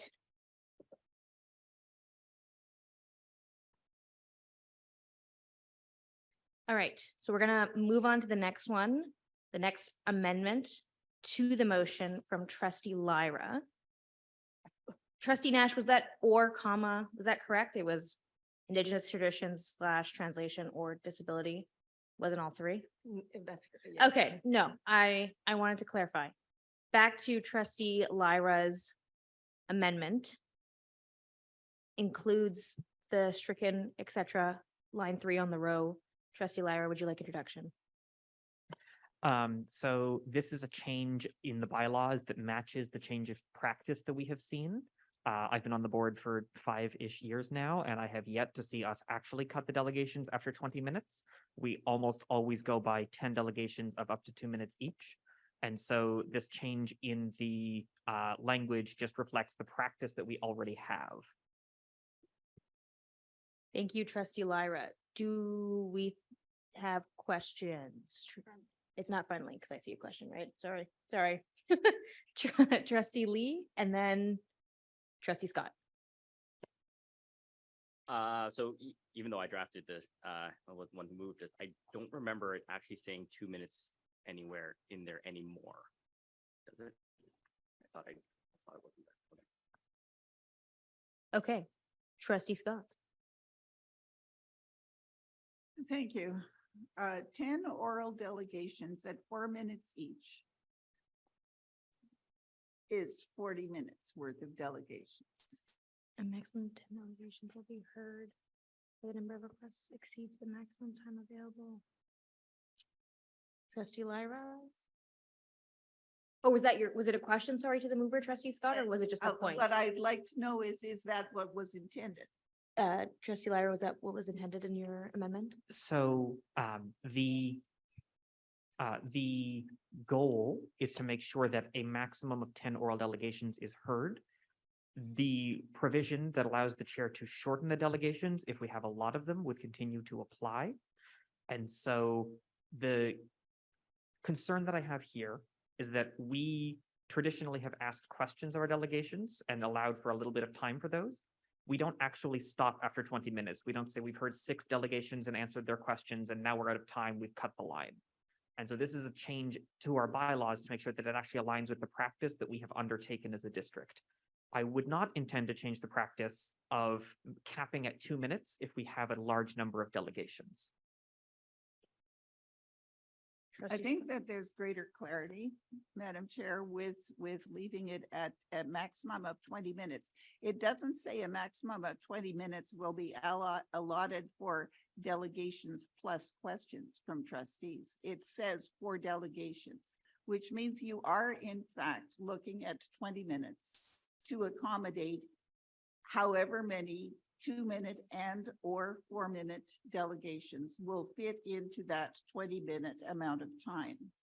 The questions and responses from staff and everything else are extra. And is that a problem because it's extra time? Yes, it is sometimes. But I think that saying 20 minutes maximum and adding up the 2 minutes and the 4 minutes to make that total of 20 minutes would allow us to keep it as consistent as possible. And if we have 10 2-minute delegations, fine, we hear 10. But if we have 4-minute delegations, we're hearing 5, and however long it takes for trustee questions, and that is another issue that I think we need to address, but not at this point. If it takes extra time for the question part, that's on top of the 20 minutes, but the delegations themselves, 20 minutes. Thank you. Thank you, trustee Scott. I'm wondering if we want to pull up all of the time-related amendments because I see that trustee Lyra has the 10 delegations amendment and then the up to 1 minute for response. And I feel like that up to 1 minute response might address trustee Scott's concerns. No, I'm seeing shaking heads. Trustee Lyra? I would deal with them separately. Okay. So back to the 10 oral delegations, row 3 amendment. Do we have any other points, questions? Okay. Trustee Lyra, would you like wrap up? Nope. All right. All those, can you see the online votes? Thank you. All those in favor of the amendment as presented? Can folks online just make sure your hand is up for a little bit longer so I can count? All those in favor of the amendment?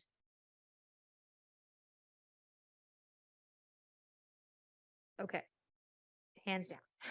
All those opposed?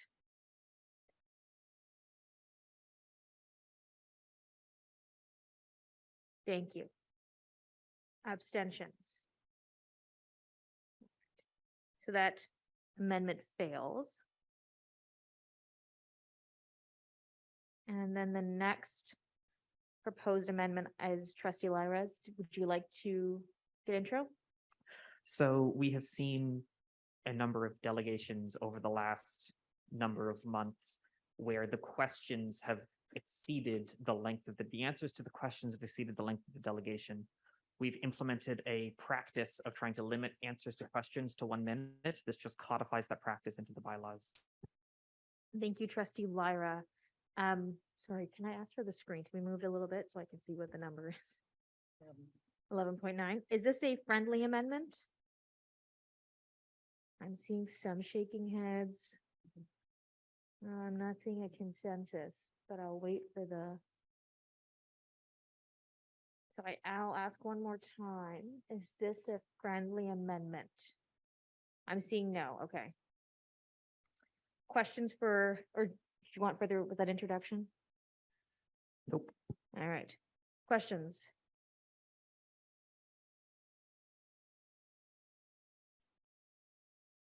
All right. Trustee Scott, can you see the amendment? I feel like you. I'm sorry, what was that? Can you see the amendment on the screen? I see you straining a little bit. Oh, no, what I was trying to do was to write a note. Oh, okay. I was worried. I was like, this is, all right. So I see no questions. It's not friendly. Let's go to a vote. And again, I ask our friends online to just keep your hands up so we can count. So trustee Lyra, do you have closing? No. All right. So all those in favor of the amendment to 11.9 on the screen?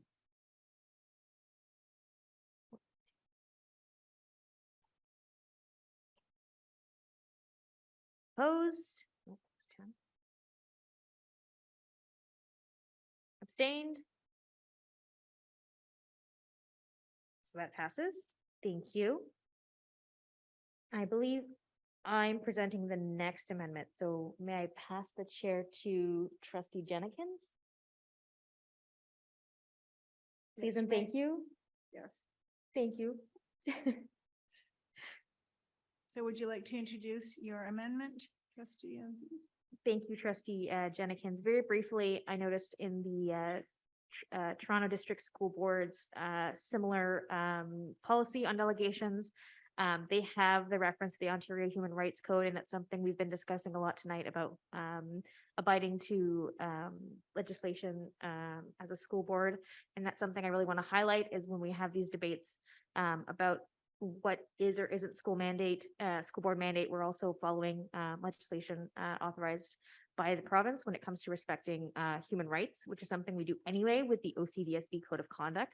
But I really want to emphasize that when we talk to parents and community members, as well as delegations, that we're not just referring to our own code of conduct as a board, but also the provinces, that we're not just making, might seem like we're making things up, but when we're pointing to the province, there's a bit more of an authority behind that justification.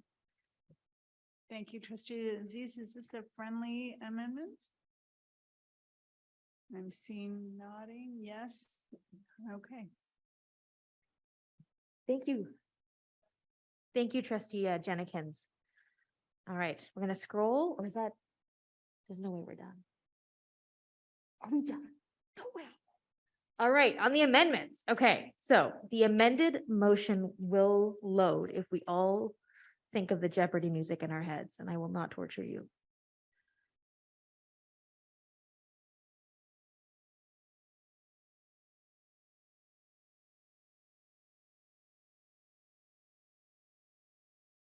All right. Trustee Lee. Do we want, would you like wrap up on the, or introduction on the amended motion? Wrap up. Are there no other speakers on the main motion? I think so, but I think they were all addressed in the amendments. Manager Guthrie. If the answer is no, we can go back. Seema, go ahead. My apologies. I just wanted to comment and thank the amendment dealing with committee members like ACE being as individuals being able to come forward and do a delegation. It was an issue the last term, and I see it's been addressed, and I just wanted to acknowledge and thank for that issue being resolved. Like it would be, yeah, it was an issue, and I'm pleased to see that amendment occur. That's all I want to say. Thanks. Thank you, Seema. My apologies. Do we have any speakers to the amended motion? Have I forgotten anyone? And I apologize if I have. This has been every policy dork's dream, so speak now. Okay, trustee Lee, wrap up. Thank you, Madam Chair. So in conclusion, I thank all my colleagues for some of the touch-ups. I believe that we all kind of came to a consensus on a lot of this stuff. And hopefully this will make our processes and being able to complete our work in the future more smooth. Thank you, trustee Lee. Do we need to do a roll call, or can we just yay or nay it? We can yay or nay. Okay, sweet. So all those in favor of the amended motion? Is that unanimous? Nice. No? Yes? Sweet. Okay. Thank you, everyone. That was, that carries. I appreciate everyone's patience tonight with the amendments and me. So thank you, trustee Lee, for bringing that forward. And then we're going to move to new business. Is there any new business to bring to committee of the whole? Trustee Nash. Yes, I just wanted to again bring forth the issue of reviewing best practices for grade 9 and 10 exams. We were expecting a memo, but I just wanted to bring that forward, that we're still hoping to receive that. Thank you. Director Giroux. Apologies, the memo is forthcoming. We had a draft last weekend. We had some clarifications we wanted to make for greater clarity. So we will get that out very shortly. Thank you. Thank you, Director Giroux, and thank you, trustee Nash, for your patience. Any other new business? Going once? Going twice? Amazing. I declare this meeting adjourned. Thank you. We're moving to board meeting right away. Amazing.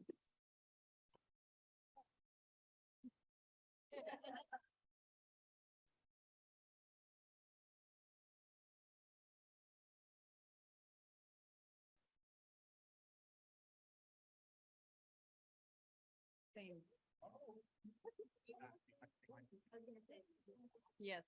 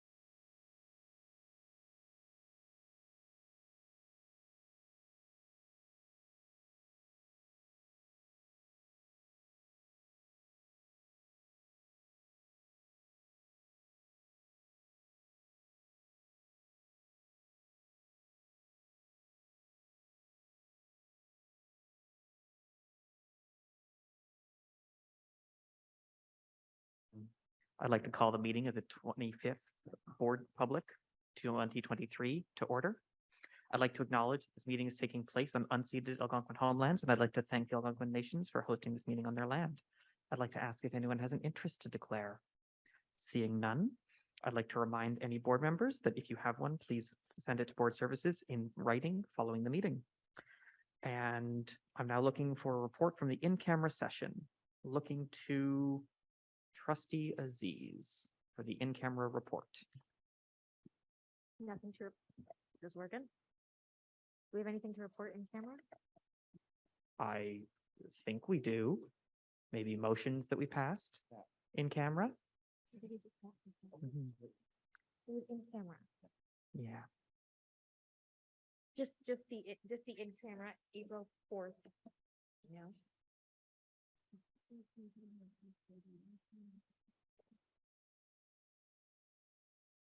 Okay, my apologies. It's been a bit of a crazy evening. It's been a long evening. It's Yeah. been a long evening. Moved by Trustee Lee, and seconded by myself. That staff proceed as directed in camera, in board in camera with respect to a contract matter. All right. That's it. We have had our debate in camera this evening, so I'm going to stall while Manager Guthrie prepares the roll call. This is, So make sure that everybody has your eScribe open. We're going to be voting electronically.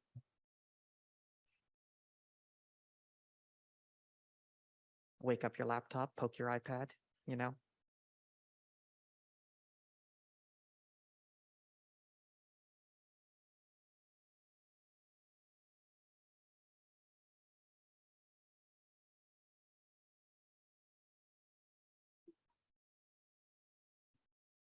I've been told that it's loading.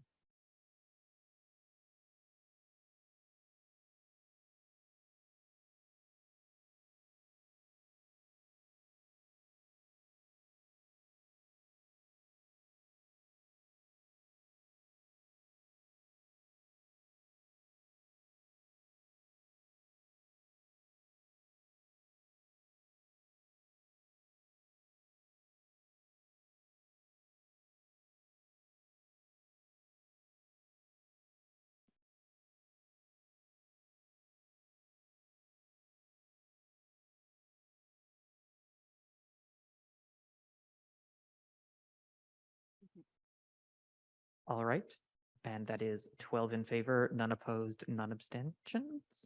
And so that passes unanimously. I now call for a mover and a seconder to approve the agenda. I see Trustee Presley, seconded by Trustee Aziz. All in favor of the agenda as presented? And that passes unanimously. All right, I'm looking to me to provide a briefing. So the chair's briefing is as follows. Last week, the provincial government made a series of announcements. This included the much awaited news about annual funding for school boards, which will be used to help us finalize our operating budget for the 2023-2024 school year. The next committee of the whole budget is scheduled for the 23rd of May.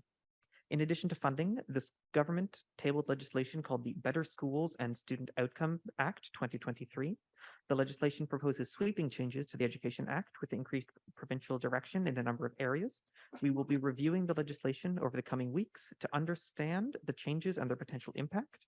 The government has invited public feedback on the proposed changes until May 16th, 2023. I would also like to say thank you to students and staff across the district for their efforts to celebrate Earth Day. This was used as a learning opportunity to focus on environmental initiatives and allow students to consider how they can make a real difference for the planet. Examples include Brookfield High School's grade 10 students researching and designing a display showing how different countries contribute to and are affected by climate change. Other classes then joined the project, which sparked some important conversations about this issue at their school. At Ridgemont High School, the Students for Change Club led a new blue bin recycling program. The students placed recycling stations in common areas throughout the school. Also last week, grade 8 science students at Fisher Park Public School received the International Sienna Solutions Challenge Sustainability Award. This global challenge invites middle and high school students to design solutions that address the United Nations Sustainable Development Goals in their communities. The students focus on what they can build and design to help achieve these global goals. Their creative solutions included a hydraulic powered arm to pick up litter, a tool that removes trash from the ocean, and a garbage crusher that turns recyclable materials into bricks for homes. Congratulations to all of these students and schools for their innovation and creativity in tackling our global challenge. And that concludes the chair's reports. Are there any questions? Seeing no questions, I look to the director for her report. Thank you very much. Next week is Mental Health Week. The theme this year is My Story, placing an emphasis on storytelling and its ability to support mental health and reduce stigma. Our own mental health team has prepared some daily activities, resources, and tip sheets that will be shared with students, staff, and families later this week. Next week is also Education Week in Ontario, and the theme this year is Education for a Brighter Future. I would like to extend our appreciation to the community for their generosity in supporting the Toonie Tuesday campaign of the Education Foundation of Ottawa. We raised over $60,000 in the campaign this past February, and that is fantastic news to support OCDSB students in need. I'd also like to congratulate some of the wonderful writers we have in the district. The Ottawa Public Library recently announced the winners of its 2023 Awesome Authors Writing Contest. Participants submitted writing works, poetry, short stories, and comics, and we had several OCDSB students who were finalists in the contest. The winning texts will be published in an anthology available later this year. Our thanks and congratulations to everyone who participated. And finally, just to let everyone know that this boardroom is going to go through its last stage in our renovation and updates. You'll be happy to know that's the installation of the audio system, the proper audio system, and AV support. And as a result, will not be available when we meet on May the 9th. That meeting will be hosted at Confederation Education Center, which is at Woodruff Avenue and Hunt Club Road. All right. Thanks very much. Thank you, Director. Are there any questions for the Director about her report? Seeing none, that takes us to delegations. There are no delegations this evening, which takes us to the confirmation of board minutes. I now call for a mover and a seconder to confirm the board minutes of the 28th of March, 2023. I see Trustee Presley, seconded by Trustee Kaplan-Murphy. Are there any errors and or omissions? I see Trustee Lee. Thank you, Madam Chair. I'd like to point out a correction on item 6. The correct motion as stated during the meeting was as directed in committee of the whole and strike board. And then as well on item 11.1 point Charlie point Bravo, I just wanted to have it reflected that the time at which the Trustee Evans resumed the chair was at the end of all the voting and not midway through the voting process. All right. Director? Changes noted, and we'll make those corrections. Amazing. Are those in favor of the minutes as amended? And opposed? And that carries unanimously. Is there any business arising from the board minutes of the 28th of March? Seeing none. Oh, Trustee Scott. Is this working? It is. Oh, good. There was one of the delegations at that board meeting, as I recall, or was it at the committee of the whole meeting? I can't remember, where there was some expectation of follow-up over one of the issues that was raised. And I just wondered if that follow-up had occurred. Director. I need to open the minutes to know what the follow-up was on the item. I'm happy to follow up with the trustee separately if that's easier. Trustee Scott. All right, we will have some after the fact follow-up. Is there any other business arising from the March 28th board meeting? Seeing none, we move on to matters for action.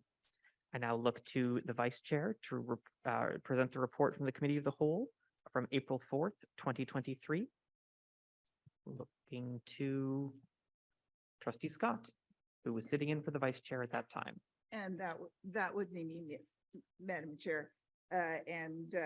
So I would like to move receipt of the report. Okay. You have moved receipt of the report. Can we get a seconder? Trustee Jenkins? Are there any errors or omissions? Trustee Lee? Thank you, Madam Chair. The correction has been sent to board services already, but on item 11.2, the second bullet on the list of three should read plan for a system-wide bell time review and strike driver billable. Okay. Director? Duly noted and will be corrected. All right, those changes have been noted. Are there any other changes, errors, or omissions? Seeing none, all those in favor of receipt to the motion or to the report as amended? And that carries unanimously. All right, are there any recommendations? There are recommendations, Madam Chair. First, on a motion by trustee Blackburn, which I will second. Your committee recommends that the board establish an ad hoc policy review committee as set out in Appendix D to report 23-025 with the addition of IAC, ACE, PIC, SEAC, and OCASC representatives. Part B, that all members of the board be entitled to attend meetings of the ad hoc committee, to receive all materials circulated to the committee, and to participate in debate, including the making of motions and voting. And C, that the ad hoc policy review committee continue to meet until October 2024 or until the completion of the mandate. Thank you. My first question is that friendly? I see one hand that says it is not friendly. All right. I now look to start a speakers list. Who would like to speak to this item? Trustee Scott, would you like Are we introduction? going to complete the report before we get into? Oh, the you're vote? right. Let's push it to the end. We'll see if we have any other consent items. So second, on a motion by trustee Lyra, and we will need a substitute for that, Can I believe, find a second? I see a substitute mover in trustee Blackburn. which I will second. Your committee recommends that the revisions to policy P.019.gov, Special Education Advisory Committee, attached as Appendix A to report 23-027 be approved. All right, is that friendly? I see and hear no objections, so we will add that to the consent agenda. Please continue. And also, on a motion by trustee Presley, which I will second. A, that the Board of Trustees adopt changes to policy P.113.gov, Student Senate, as outlined in Appendix A. And B, that the Student Senate revisit the changes to P.113.gov, Student Senate, between September 2023 and June 2024, with the intent to make a recommendation on the changes. All right, is that friendly? I see someone shaking their head, so we'll push that off the consent agenda. Is there anything further, trustee Scott? And that concludes my report. Excellent. I now take us to the report from the Committee of the Whole on the 25th of April, 2023. I'd like to trustee Aziz. Thank you, Chair. I'd like to second the motion moved by trustee Lee, that the proposed revisions to section 11 of the OCDSB bylaws and standing rules as set out in Appendix A to this notice of motion be approved. A small point of clarification, you mean the amended? Oh, is that not what I said? Sorry. This is. Well, The yes, amended the Appendix amended A. Yes. Okay. Thank you. So is everybody clear that that's all the Yeah. changes we just made? Well, Trustee be Scott? approved as comment as amended. Yeah, Thank you. okay. All right, is that friendly? Seeing and hearing no objections. That brings us to The the second. end. The second, that's. Oh, it. sorry. Sorry. And again, moved by trustee Lee. But the second part is that the proposed. Okay, perfect.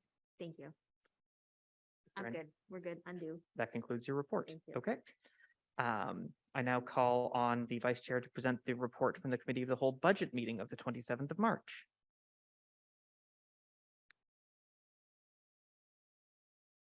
That's still under matters for action, is it not?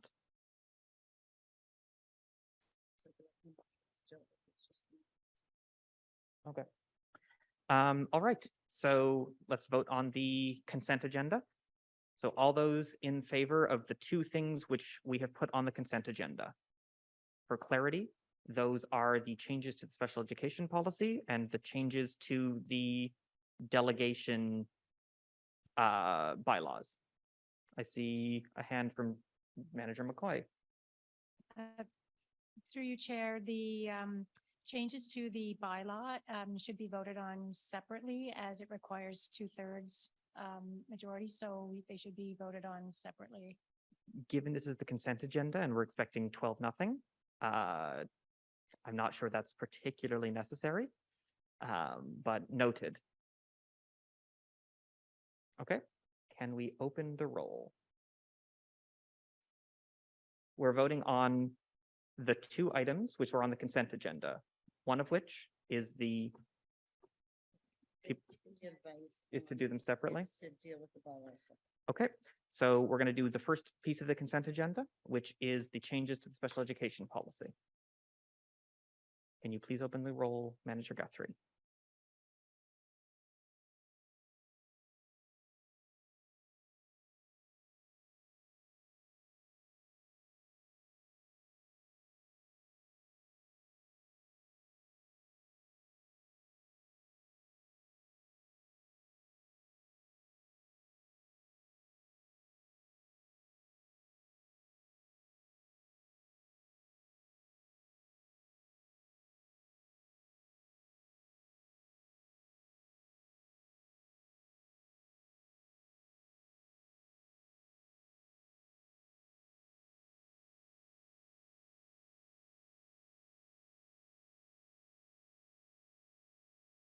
All right.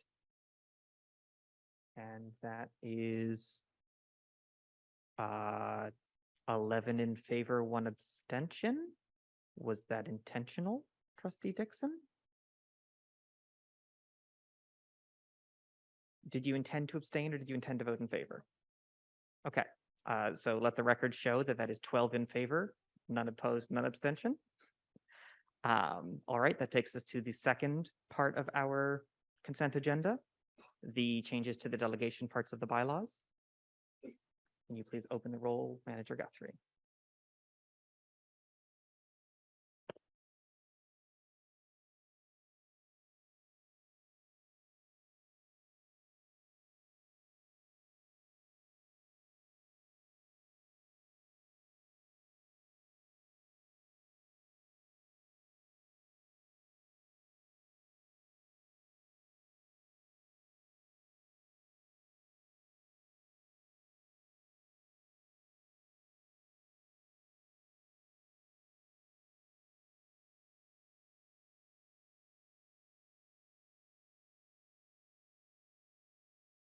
All right, and that passes 12 in favor, none opposed, none abstaining, so it passes unanimously. That takes us to our, we're going to come, the next thing on our agenda is the non-consent agenda. So the first of our non-consent agenda items, I look to Trustee Scott. Madam Chair, don't we need to receive Yes, we do. My a couple apologies. more reports before we get to 11.4? Yes, we do. My apologies. I think I skipped a page. Could we get the report from the Committee of the Whole Budget from, it says here the Vice Chair, but I suspect that's from Trustee Blackburn. Trustee Blackburn. You move a seat. All right. I now call for a seconder. Trustee Lee, are there any errors or omissions to this report? Seeing none, all those in favor of receipt? And that carries unanimously. I now call on the Vice Chair to present the report from the Advocacy Strategy Committee of April 26th. Okay, so Trustee Aziz. Point of clarification, may I speak on the item after it's been received or before? Yes. After. Both. So receive it first, and then you may speak to the item. Okay, so then I can move receipt of the item. And a seconder? Trustee Nash? All right. All those in, are there any errors or omissions? No, but may I speak on the item? Before, You can speak on the item after we've after received it. receipt? Thank you. Thank you for. Okay, if there's no errors or omissions. All those in favor of receipt? And that carries unanimously. Okay, you wanted to speak to the item. I just thank you, Chair, and through you, I just wanted to update the board on the happenings of that meeting, that I was appointed chair and that the members, trustee members of that committee, trustee Presley, myself, trustee Milburn, and trustee Nash, are working with staff to put forth a meeting schedule, terms of reference, and a advocacy strategy for the end of the school year. Thank you. Thank you, trustee Aziz. Are there any questions for trustee Aziz about that? Seeing none. All right, and that takes us to our non-consent agenda. So trustee Scott, would you please introduce the first non-consent item? I'm just trying to find out who moved it because it wasn't me who moved it. The person who introduces it should be the mover of the motion, which was Trustee Presley on behalf of the student trustees? Oh, nope, that's the third one. Policy reviews, trustee Blackburn. Trustee Blackburn?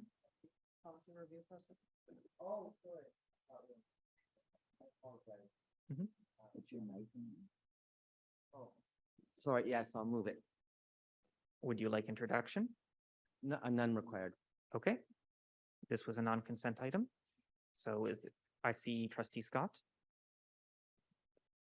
Thank you, Madam Chair. In this report, let me just find the right place here.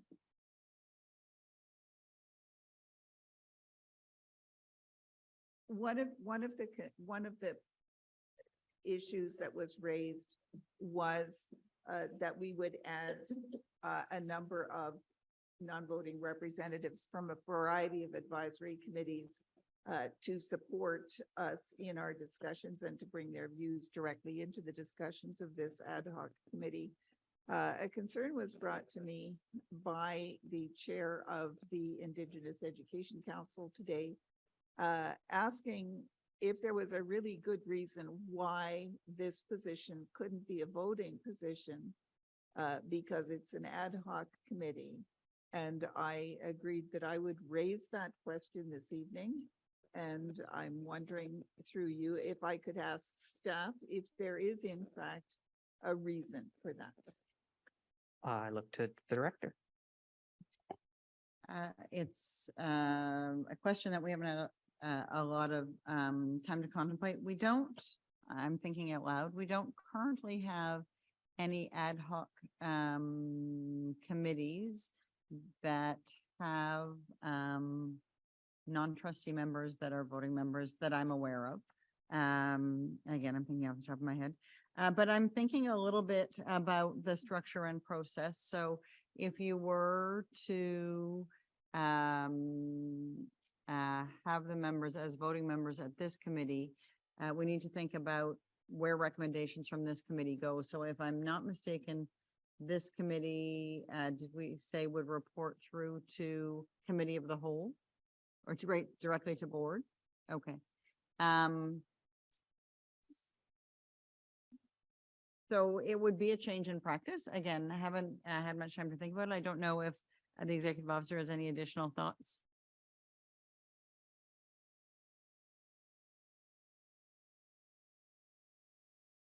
So through you, Chair, we did have some time to consider this today, and as the director indicated in our discussions, generally voting members are either elected members or members who are on a committee because there's a statutory authority for them in terms of the membership.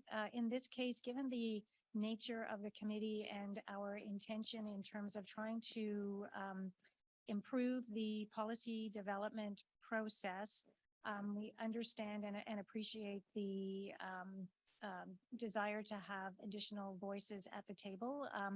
As a result of the amendment that was made at Committee of the Whole, although our original plan was for this committee to report through to Committee of the Whole, with the additional reps, it would report through to board on the basis that the additional representatives would have the same opportunity at this committee as they would at Committee of the Whole to provide input into the policy development as non-voting reps. In addition, we talked about the fact that policy development is a statutory duty that's assigned to the board, and while the minutes of the meeting would come through to the board, it's also a function of this committee to provide recommendations to the board. The last point I would make is that we thought about the composition of the committee, and one of the suggestions that we're bringing back for consideration by board in terms of the number of trustee members. You may recall that the initial report talked about a range from between 5 and 7, and so our recommendation was to confirm it at 5. If the additional representatives were voting members, we may want to reconsider the quorum issue, and in terms of whether or not quorum should be made up of a number of voting members, or whether it should be trustee voting members in terms of the work of the committee. So some additional considerations in terms of the status of the members as voting or non-voting. Thank you very much for those responses. I guess that sort of aligns with some of my own thinking about this, in that the policy construction is in fact a board responsibility.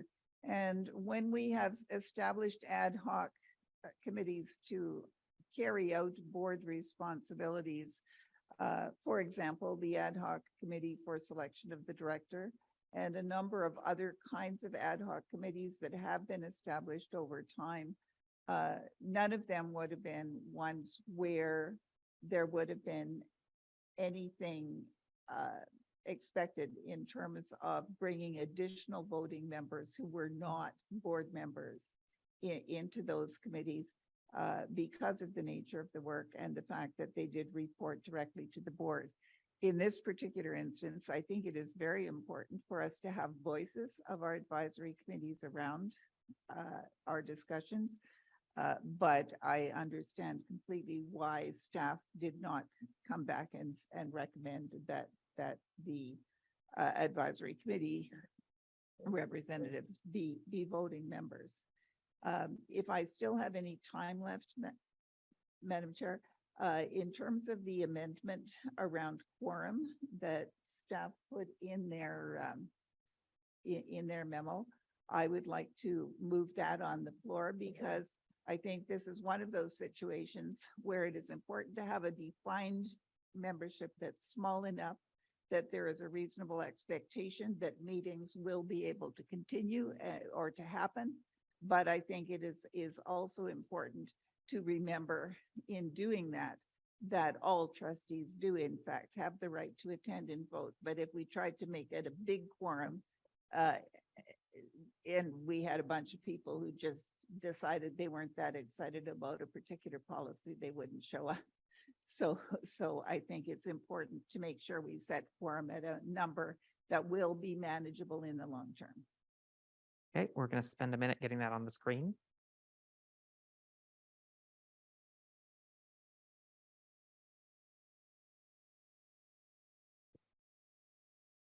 Is Trustee Scott, is what is on the screen reflective of the amendment as you intend it? All right. Is there any debate on this issue? It's the striking of the purple under membership. We need a seconder, yes. Trustee Blackburn. So to my reading, the sentence will then read, the committee shall compose of 5 trustees appointed by the board annually at its organizational meeting. Okay. I see no discussion on that. Do you need wrap up? None required. All right. All those in favor of the amendment? This is board, but it's amendment, so we don't need a roll call. That passes. And so that takes us to a roll call on the amended motion, or a e-scribe vote on the amended motion. Manager Guthrie.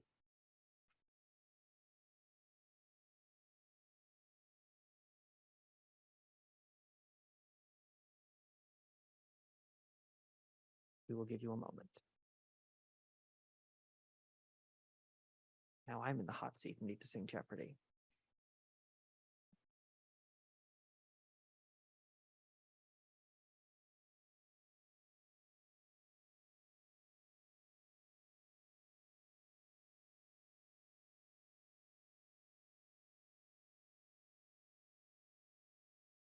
It should be appearing shortly. There it is.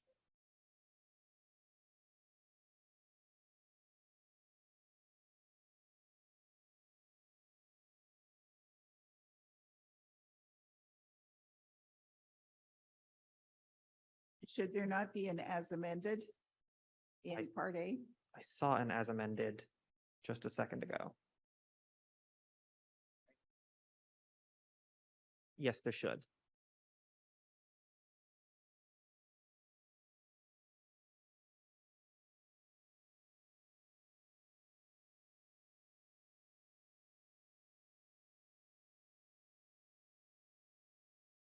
We're going to rerun that vote with the as amended.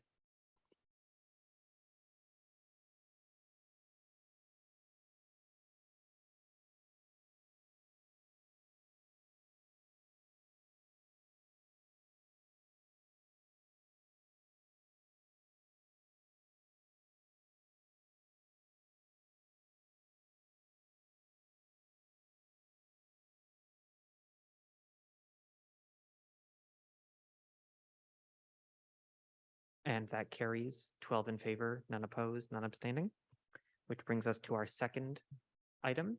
We're looking for Trustee Presley, or through you, the student trustees, to introduce this motion.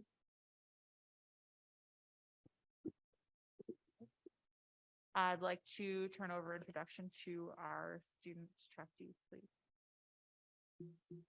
I don't believe any is required, but I understand it's non-consent, so I'm happy to take questions. All right, this was a non-consent item, and I look to Trustee Scott, who was one of the people shaking their head that it was not consent. So Trustee Scott.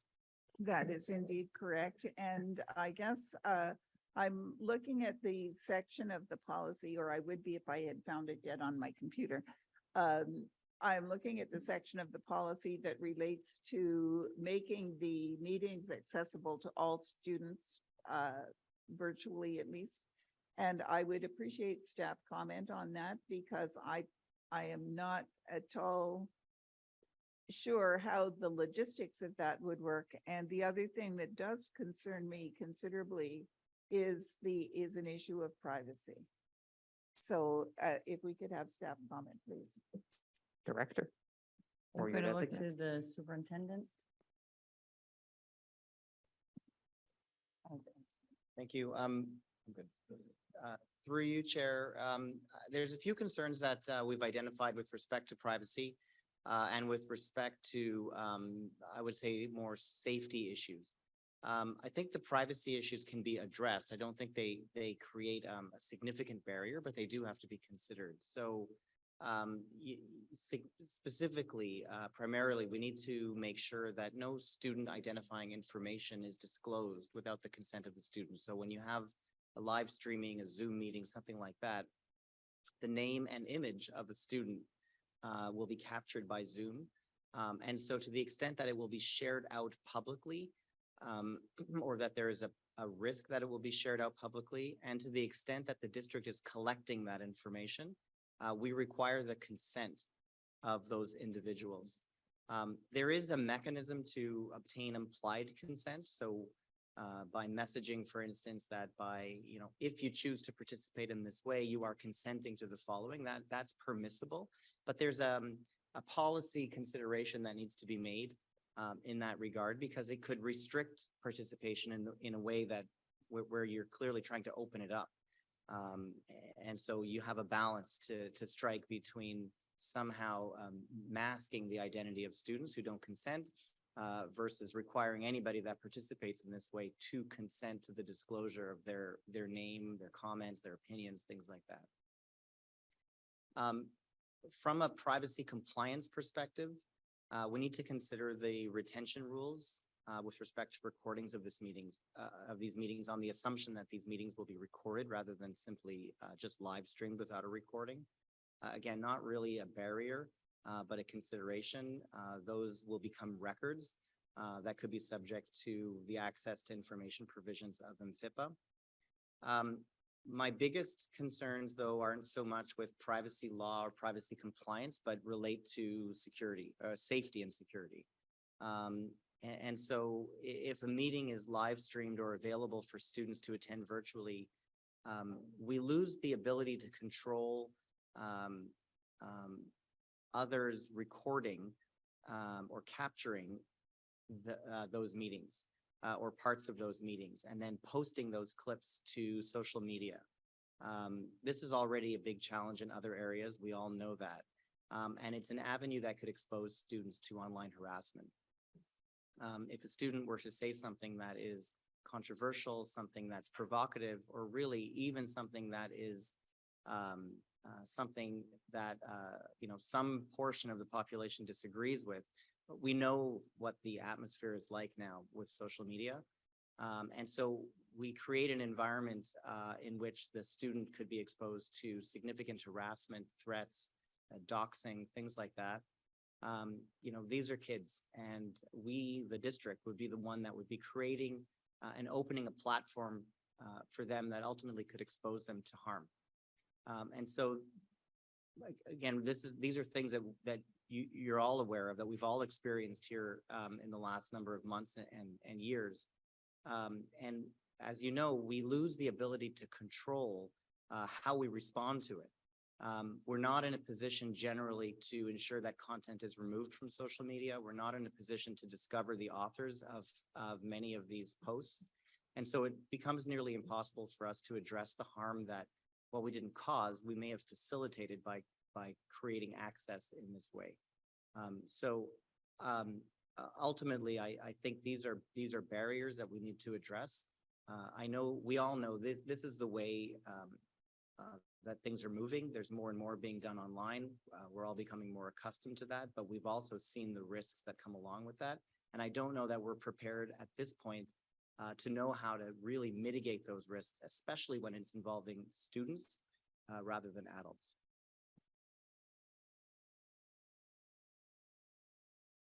Trustee Scott? I very much appreciate staff's comments on this. And I don't want to see this policy change held up unnecessarily. But what I would like to do is move an amendment which would delete section 4.5 from this draft policy as we have it tonight, and refer the clause 4.5 to staff for further study and review as to feasibility. Okay. Can we get something resembling that on the screen? Can we get section 4.5 on the screen so we know what we're deleting?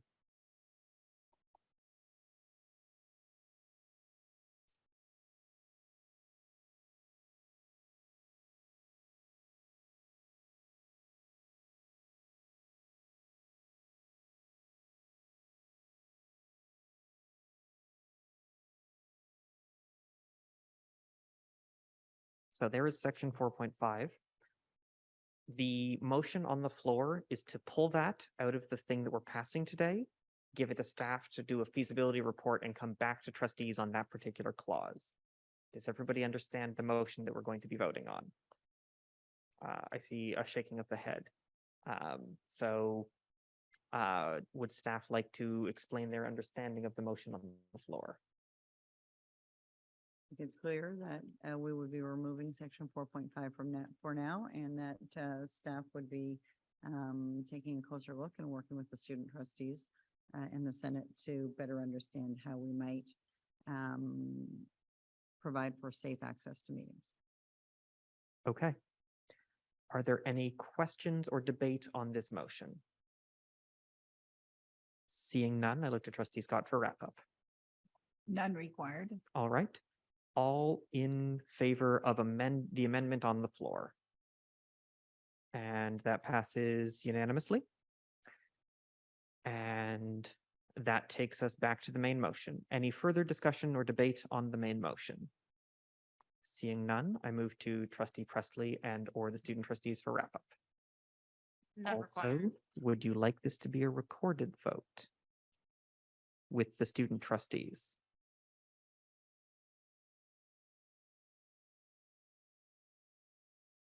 Sure, why not? Okay.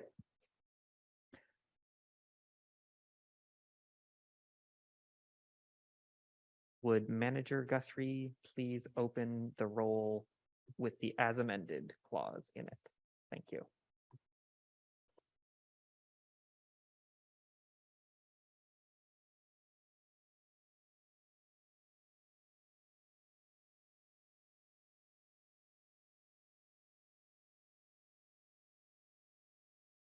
And so the recorded vote. Trustee Aziz, In favor? trustee Bell, In favor? trustee Blackburn, In favor? trustee Dixon, trustee Jennings, In favor? trustee Kaplan Mirth, In favor. trustee Lee, In favor. trustee Milburn, In favor? trustee Nash, In favor. trustee Presley, In favor? trustee Scott, In favor. trustee Lyra, In favor? student trustee who, In favor? student trustee Al Delaney. In favor. And that carries 12 in favor, both student trustees in favor.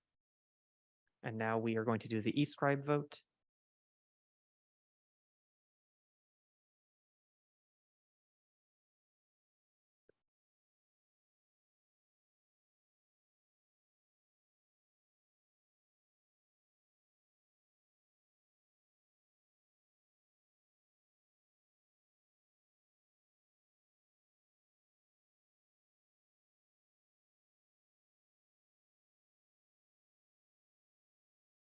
Catherine and Suzanne, are you in favor? I hit the vote button. Okay, well, it hasn't appeared, so are you in favor? Yes. All right. That brings us to 12 in favor, none opposed, none abstentions. That brings us to the end of our matters for action and brings us to matters for discussion. I'm now going to call on Trustee Scott and or Jennings for an OBSPA report. We have no OPSPA report this evening. There is an OPSPA Board of Directors meeting Friday and Saturday this week, so we will have a report for our next meeting. Thank you. That brings us to matters for information. Are there any matters for information? Seeing and hearing nothing, that brings us to new business. Is there any new business? And seeing nothing, I now declare the meeting adjourned.